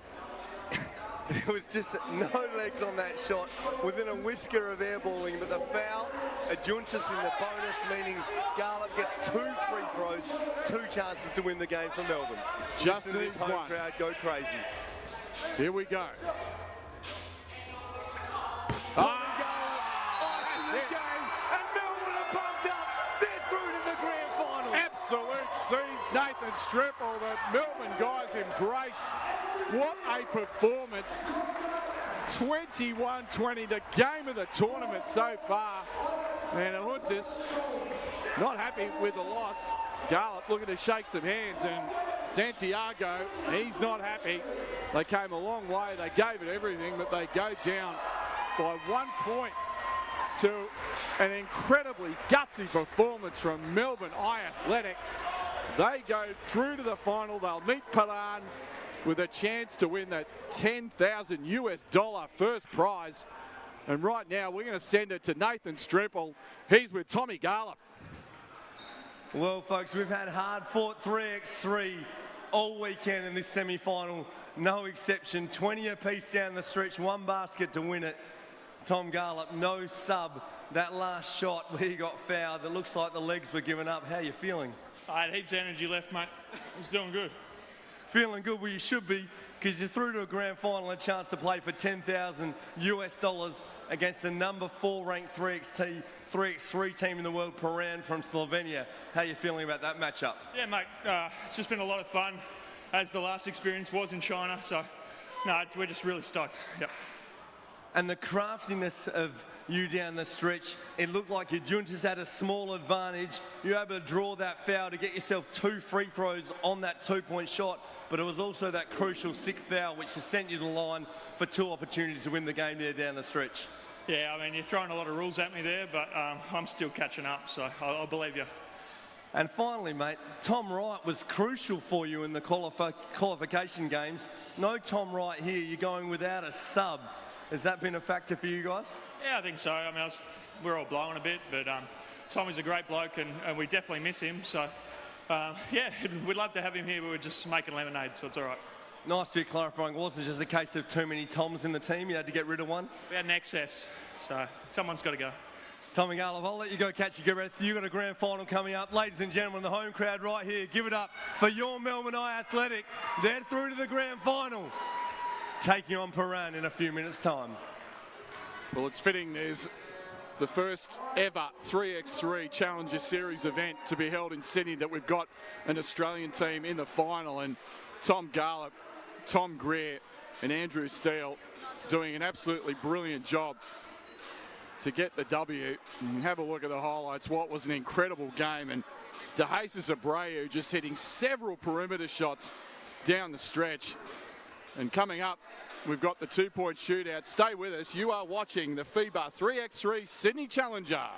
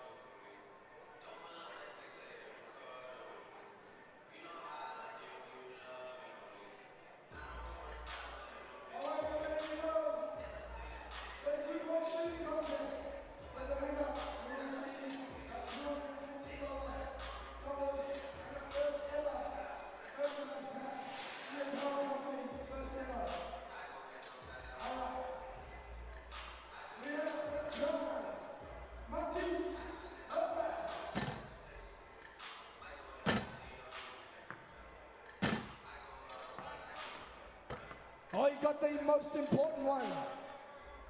He's on.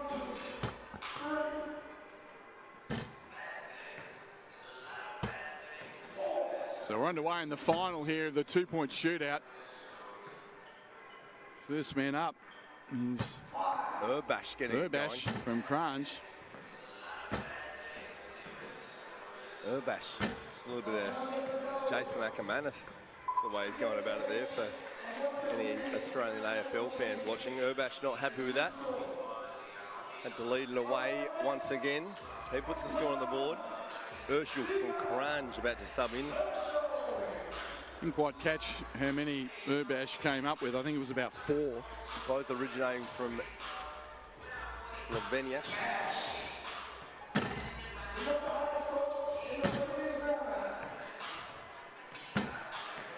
Can't hit the money ball. Urshul, obviously with a grand final coming up after this, so just a nice chance to find a bit of rhythm, get a few shots up leading into the grand final, taking on Melbourne Athletic.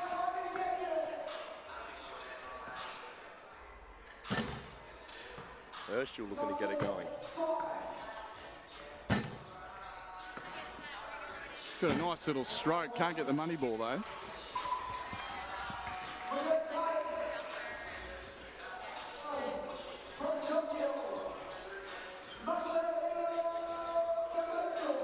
Masahiro Komatsu trying to get the W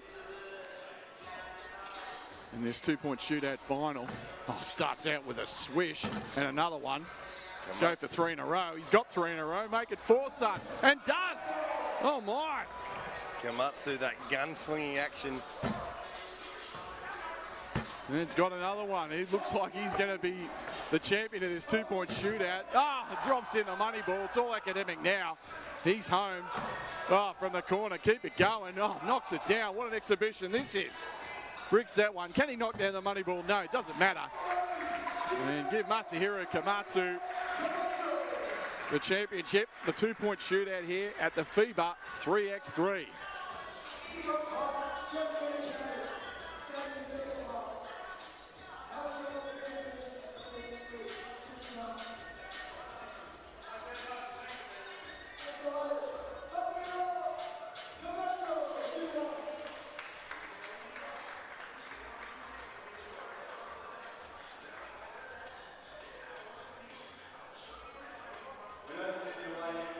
Masahiro, just our friends at First Ever did a great job. The kit's looking sharp. You got a bit more First Ever gear in there. A nice jumper. A little bit cooler in Australia. How have you found your time here in Sydney? Yeah, thank you for support our team Japan, and thanks for SNS and YouTube. So thank you very much. Like your work, Masahiro. Big round of applause for Masahiro. His Tokyo team getting it done. Masahiro, nice work there in our two-point shootout. Big grand final coming out, folks. Nice crowd here. Stick around, guys. It's all happening. Masahiro Komatsu getting the chocolates as the winner of the two-point shootout. Coming up, it's the final of the 3x3 Challenger event. It is Piran from Slovenia, Melbourne Athletic, and that $10,000 USD first prize. Stay with us. We'll be back.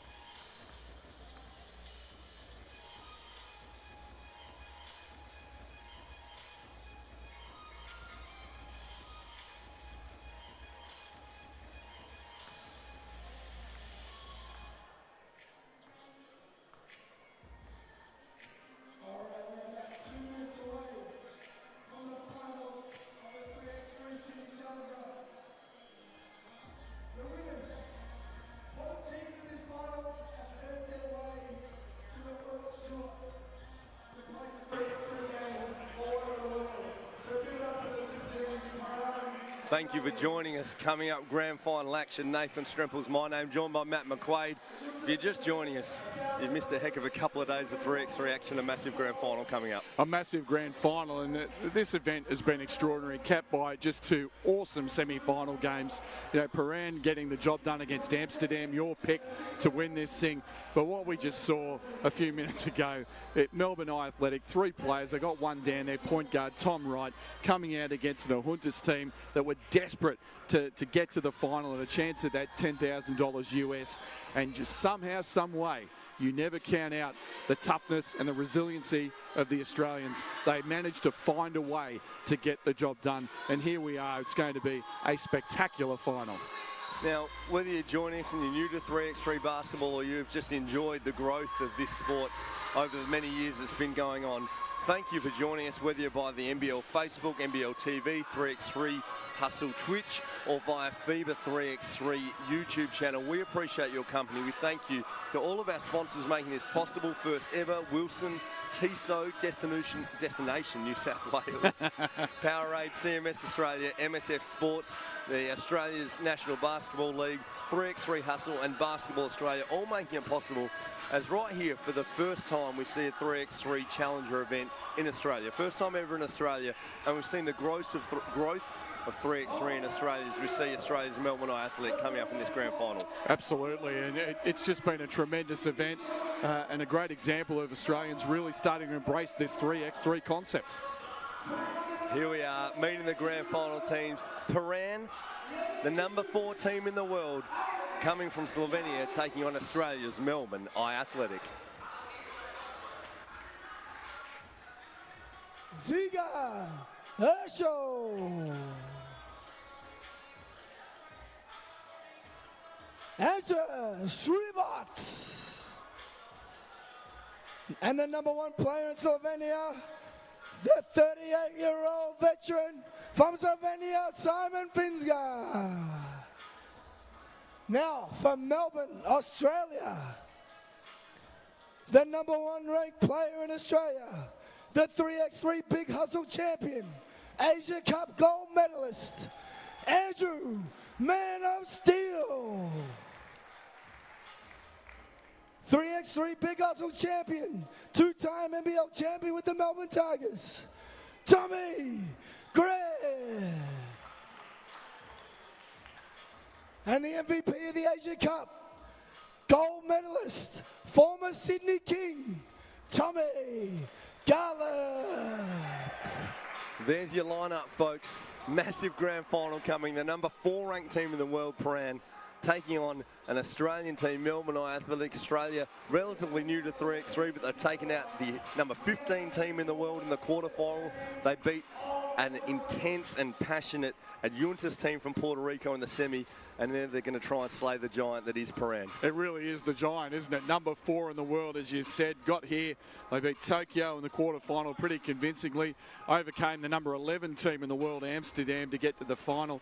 Melbourne did a great job against Lausanne to get through to the semis, and then that semi-final, 21-20. Extraordinary scenes here at the Overseas Passenger Terminal in Sydney over the Adjuntas team from Puerto Rico. Let's get this underway with Tommy Garland to get us started. Piran starters all ranked in the top 14, 3x3 in the world. Australia, though, coming at him via Andrew Steele underway. Oh, the 2-ball to get us going. Oh, and a turnover. Uncharacteristic from Iceman Simon Finsgar. Now Andrew Steele just burying it from the top. The exact same play they opened the semi-final with, getting Andrew Steele open the top. Same result, 2-ball money. Oh, nice dump off from Garland to Greer. The two Tommies. Australia. What a start. An early 3-zip lead as they're in out for Piran, just going to work. Tommy Greer gets a hand in the cookie jar. Oh, great play, Greer. They've been running that little dump off all night. Greer awake to it. Garland, give him 2. Oh, my. Tommy Garland, as he's known for, just crafty, drawing the foul, goes to the line for a couple of free throws. And what's a little different to what we've seen so far today, this Melbourne team going to be a little quicker than the bigger, especially Shribot and Kavgic, giving up a little bit of lateral speed to the Australians. Yeah, it'll be interesting that we've got Urchis coming off the bench, and he's their quick point guard as Garland makes the first. And Australia, within 30 seconds, the Melbourne team, Melbourne Athletic, they are off to a flyer. If I'm Piran, I think you want to see a lot of Ursula out there today because he's a tough cover for any of the Australian guys. Garlop will get one more, doesn't need it. Make it 5 to Melbourne. Piran yet to score. He's the man they want. Finsgar now to Shrebot. Tough to contain going in the basket, make it 5-1. Andrew Steele back the other way though. Loose ball, which way? That's going to be a turnover. It was off Steele. Nice play there from Kavjic. Piran not looking phased at all. Just going to work screen off the ball there. Finsgar flash to the top, assessing the options. Now Simon Finsgar from the perimeter. 2-ball brings it back to a 2-point game. Simon Finsgar, don't hurt him like that. Garlop finds Steele under the basket. Steele with strength. 3 on the shot clock. They pulled him for 3 seconds in the key. Yeah, that was all Simon Finsgar again. Just shutting that action down in the post and causing the turnover. Oh, Shrebot turns the corner. Can't get the finish. Kavjic on the glass. Tommy Greer now cleans it up. Melbourne with possession once again. And travelling violation forced into it there by Shrebot. Turn the ball over. Shrebot doing a great job to apply pressure there. Melbourne unable to clear it. Finsgar now finds Shrebot on the perimeter. The 2 balls money. 5 apiece, just like that. Now they will give him that shot. Now he just strips it from Garlop, so that's a crucial turnover. Shrebot looking to attack Garlop. Step back. Can't go 2 from 2. Yeah, that's going to be out of bounds to Melbourne Athletic. Piran, they've been here before so many times. Steele, Garlop, fresh off a gold medal at the Asia 3x3 Cup. This is for all the cash, $10,000 US on the line. Steele can't get it from the perimeter. Got to take advantage of those open looks when you get them. Smooth 2-man game there, Kavjic with the finish. Again, a great feed by Simon Finsgar. Garlop guarded closely by Shrebot. Got to force it. 2-pointer doesn't go. Piran will get the ball back. That's a shot clock violation. Shrebot not happy with Tommy. He looks like he caught an elbow on the way down in the face, and they shake hands. All good. Shake hands, little hug. Shrebot. Move on. Just once again copping a whack in the chops. He's had a few throughout the tournament. Just loves the hustle. The referees want to talk it over. They're all friends out there. Tommy Garlop plays it hard. So does Anzi Shrebot. Great to see Carl Neuer, New Zealand's #1 3x3 player in the house. They were knocked out yesterday. He's still back checking out the action. Here's the replay. Tommy Garlop just looking to force it. Hand came down. Incidental contact with the face of Shrebot. We're going to jump back to live action now, though. Piran with the ball from the top and a 1-point lead. How quickly runs can come and go in the game of 3x3. Finsgar looking at the double. Shot clock winding down. Garlop not happy, giving him 2 free throws. Yeah, that's crucial. I think Simon Finsgar was such a class act. He just suckered Tommy into that one. And Tommy recognised it, not happy with himself, but... Now, Finsgar in his post-game interview in the semi talked about just growing some anatomy. Let's see how he goes on these free throws. No money there. Seems like on the first. Well, the first one's down. I'll leave you to fill the gaps if you weren't tuning in earlier. He missed 2 free throws down the stretch in the semi-final. No such mistake there on the first. Let's see what the second looks like. No good on the second. Gets his own rebound, though. That's killer. He's getting those second opportunities at 3x3. Turnover, Piran. Oh, that was excellent defense by Andrew Steele, just denying it. They switched it. And Garlop happy with the defensive intensity. They're looking for some blood on the arm of Shrebot. Just Shrebot not wanting to reveal the inside of his forearm. It is there, though. He'll look to get that done up.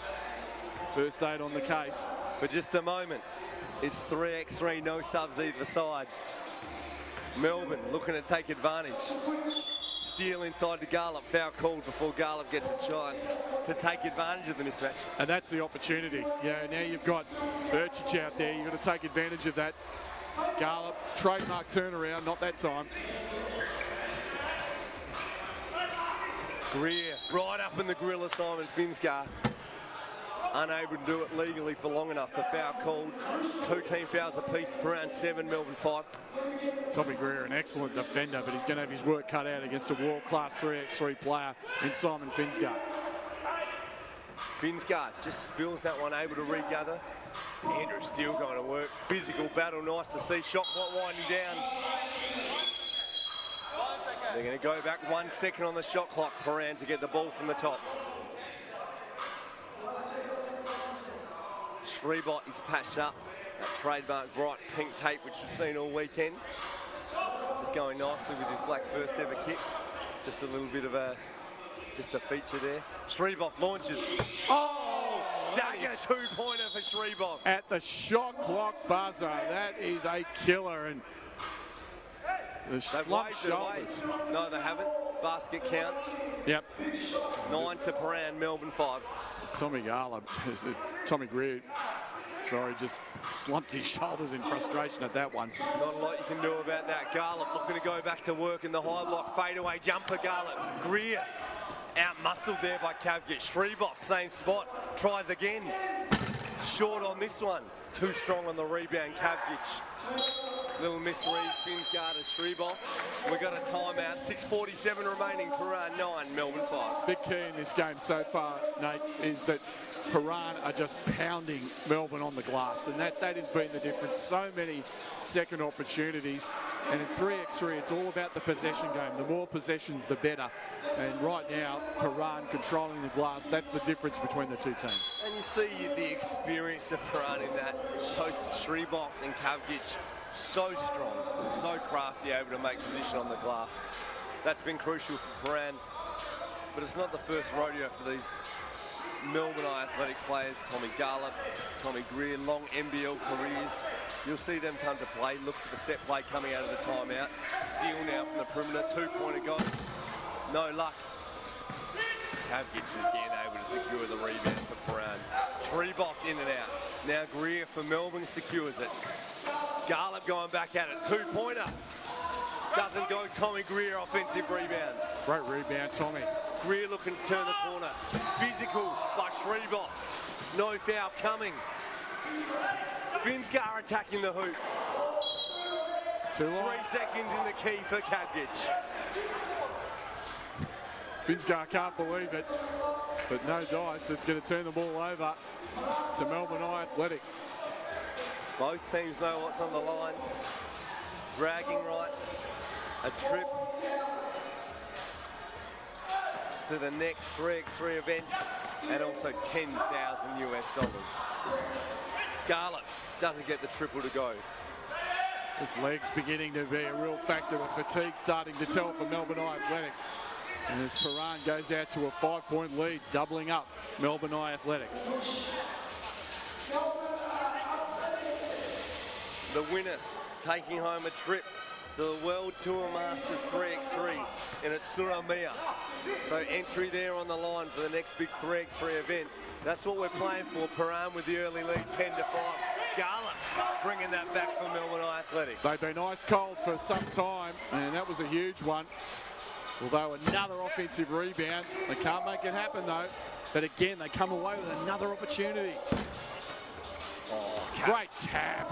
Very smart from Kavgic, not only getting a quick look at the deuce, just floats in for the offensive tap. Piran 11, Melbourne 6. And now a turnover, out of bounds, and Piran just wearing down this Melbourne Athletic team. The relatively fresh legs of Piran tough to handle, but plenty of ticker out there for Melbourne Athletic. Tom Garlop, Tommy Greer, Andrew Steele known for their heart this time. Shrebot from the perimeter, no joy. Gets their rebound, Steele fouls. Shrebot will get a free throw for his trouble.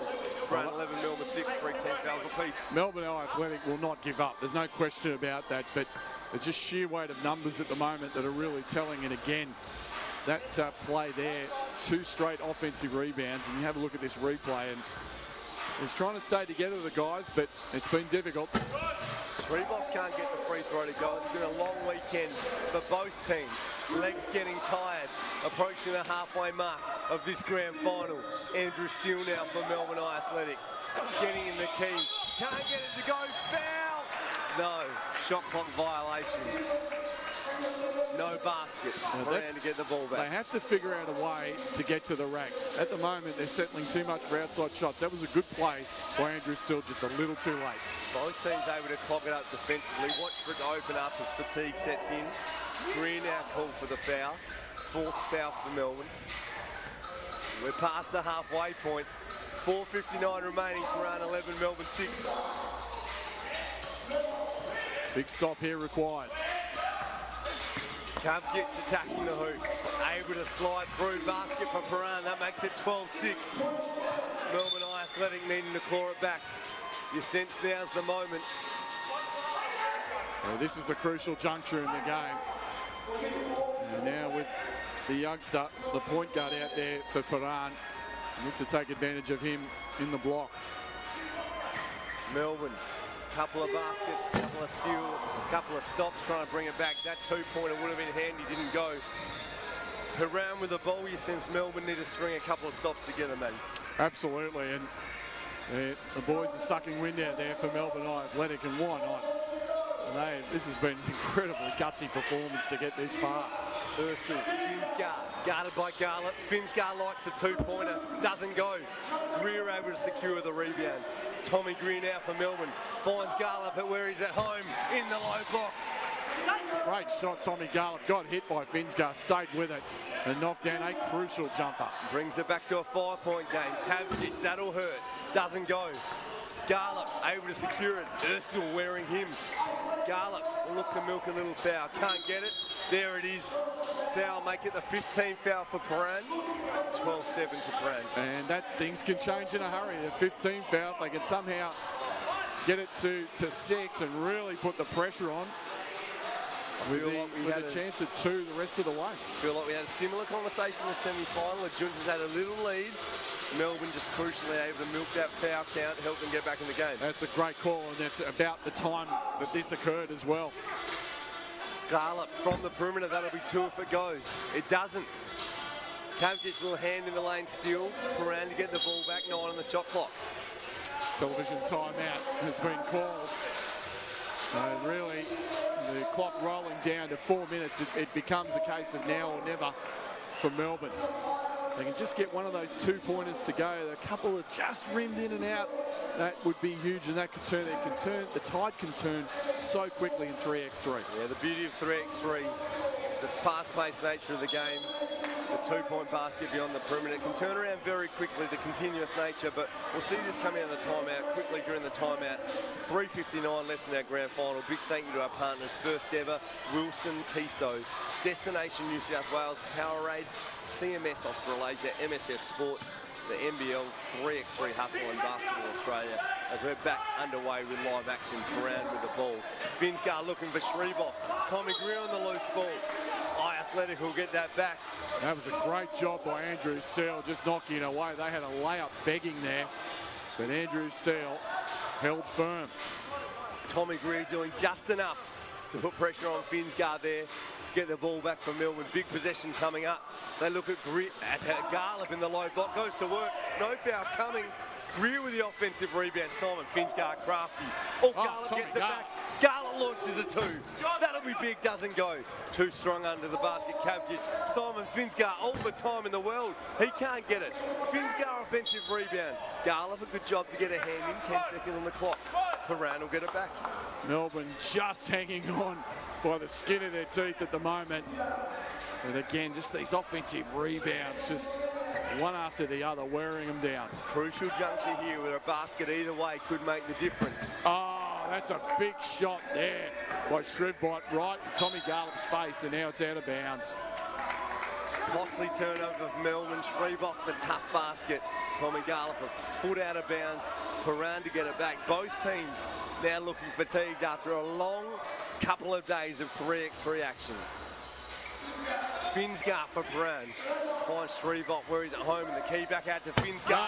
Big two-pointer, Piran 15, Melbourne 7. That is a huge bucket, and how many times have we seen it throughout this tournament? Simon Finsgar, too much. Kavgic, hands able to cause the turnover. Piran get it back. Now Finsgar attacking the key. Oh, he's doing it all now, off the window. 3 straight points for Simon Finsgar, and this is getting out of hand for Melbourne Athletic. The money man, Finsgar, when it counts down the stretch, going to work.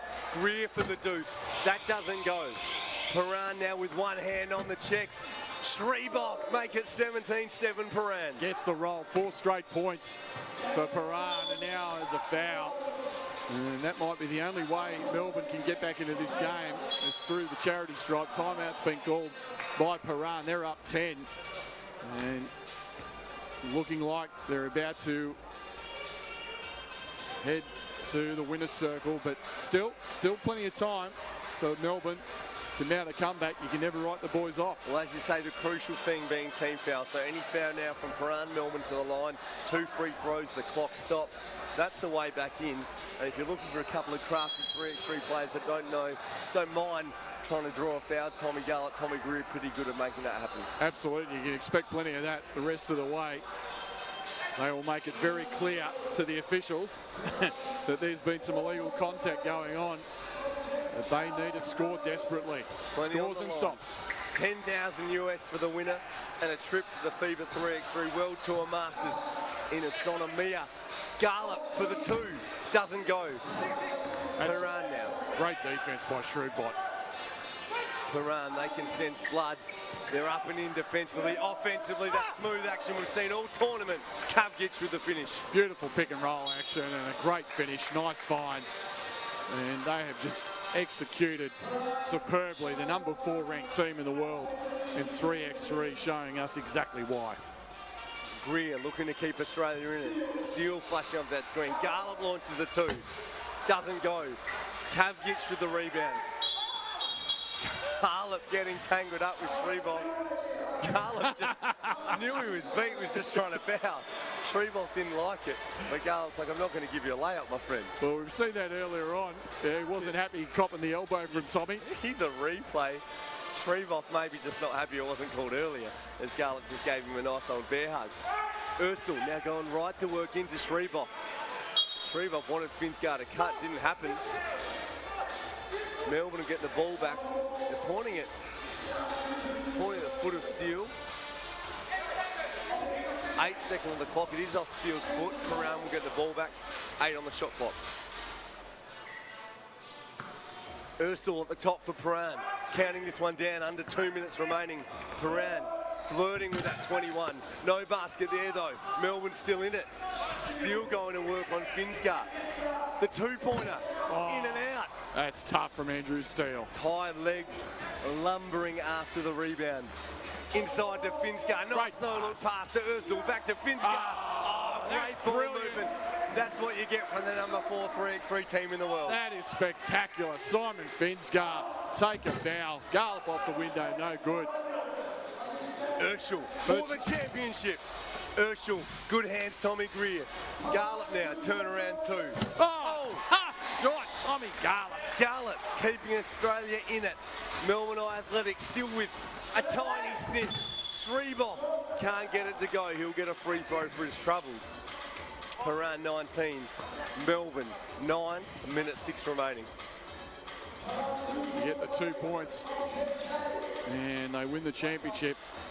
One at the line here for Shreveport, and he has had an outstanding tournament as well. Shreveport get that to go. Piran 1 point away. Either that or a minute 6 left. Garlett, same spot. Can't get it to go. Piran now with a chance to close it through the legs. Shreveport can't catch it. A bit of razzle-dazzle there from Kavgic. Kavgic just going, time to bring out the hot sauce. We've got 1 point left. See what I can bring to the table. Garlett launches. His 2-pointer doesn't go. Rebound Greer. He steps back. Melbourne needing to let fly from the perimeter for any chance to stay in this. Kavgic attacking the rim. Greer with the hands. Good strip, Tommy Greer. He wasn't going to make it easy for him. Scoreboard still showing 19-9. I'm sure, though, that free throw Yeah, I from don't think Shreveport took it to 20. Yeah, and I think the officials have spotted it. And it should be 20. As they have done all tournament. They've been all over it, haven't they? Getting past the referees, they're sorting it all out. And we really must pay tribute to them. I think they have officiated this absolutely superbly throughout. And this 3x3 form of the game, and they have changed the score. It is 20-9. So Piran 1 point away from taking out the Sydney Challenger 3x3. And there it is! Anze Shreveport, look at the celebration. He's happy about hitting the game winner, Piran, the number 4 team in the world. Take out Melbourne Eye Athletic, but hold your heads high, Melbourne. You've done Australia proud. Just worn out in the end by a team that was just outstanding through the tournament. They go through undefeated, get the W. But Melbourne Eye Athletic, they lose no friends. That was an absolutely fantastic performance to get to the final with just the 3 players, and in the end, just sheer weight of numbers and the overall talent and execution of Piran, the Slovenian team. They get the victory, they get the $10,000 check, and they get the trip to Japan, Utsunomiya, for the FIBA 3x3 World Tour event, the elite competition, and thoroughly deserved. Simon Fisgar, Adin Kavjic, Anchi Shrevbot, Ziga Urchils did a sensational job. And we're about to go to the presentation of the check for $10,000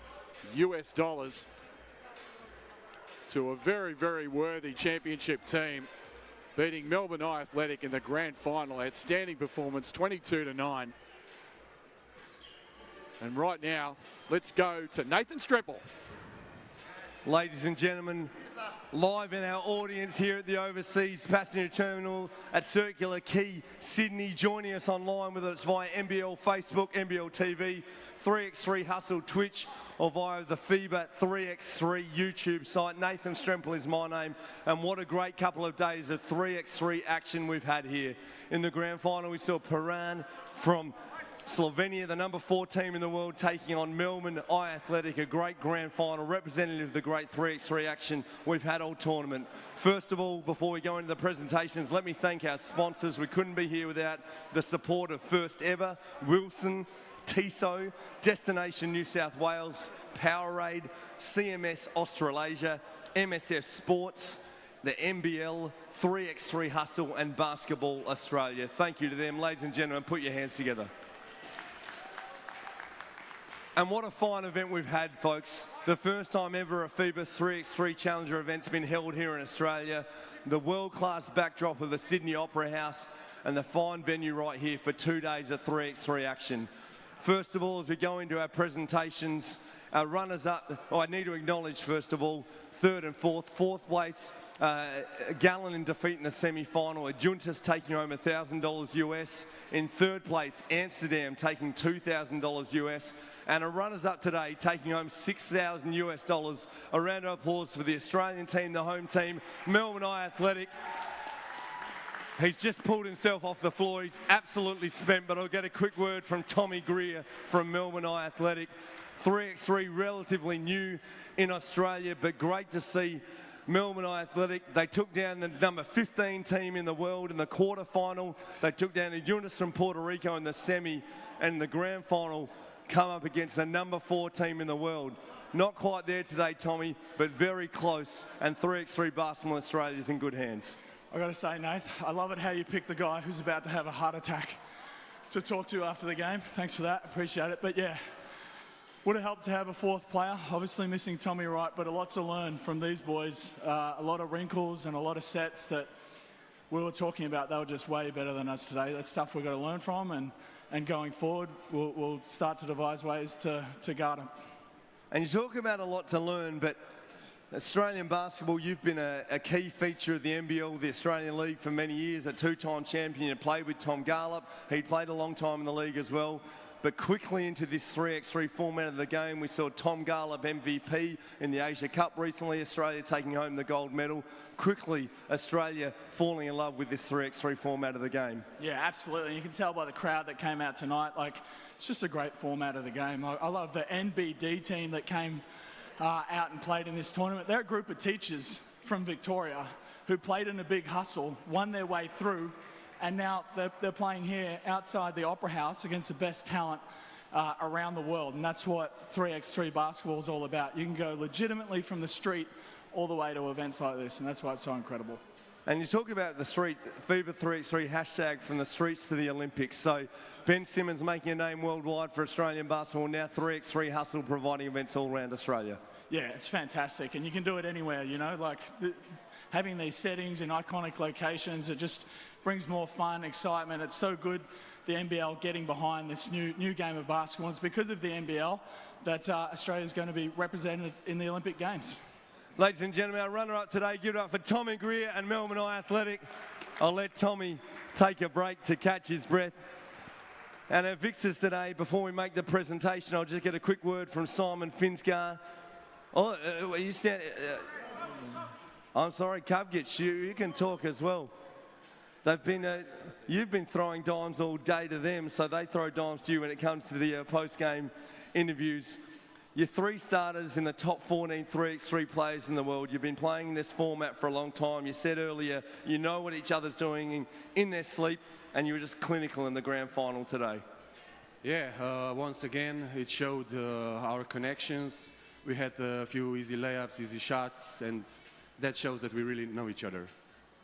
Now, you've played a lot of 3x3 around the world. First time a FIBA 3x3 Challenger event here in Australia. How have you found the tournament here?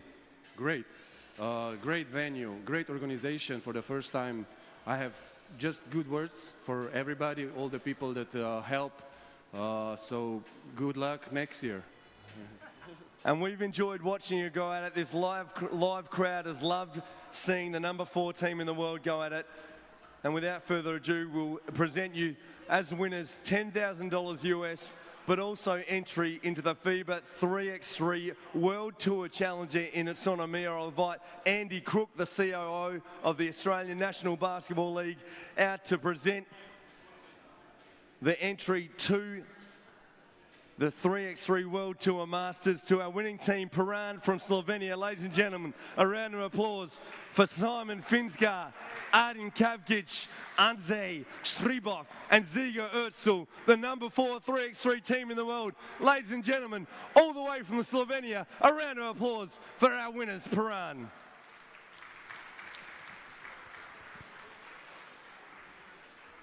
As we take some photos of the winners, thank you for joining us here live in Circular Quay, Sydney, Australia, in the Overseas Passenger Terminal. Thank you for those of us joining us, watching around the world via NBL TV, via the NBL Facebook, 3x3 Twitch Hustle, and via the FIBA 3x3 website. I'm Nathan Stremple, and that's all for the Sydney Challenger event. Our victors today, Piran getting it done over Melbourne Eye Athletic.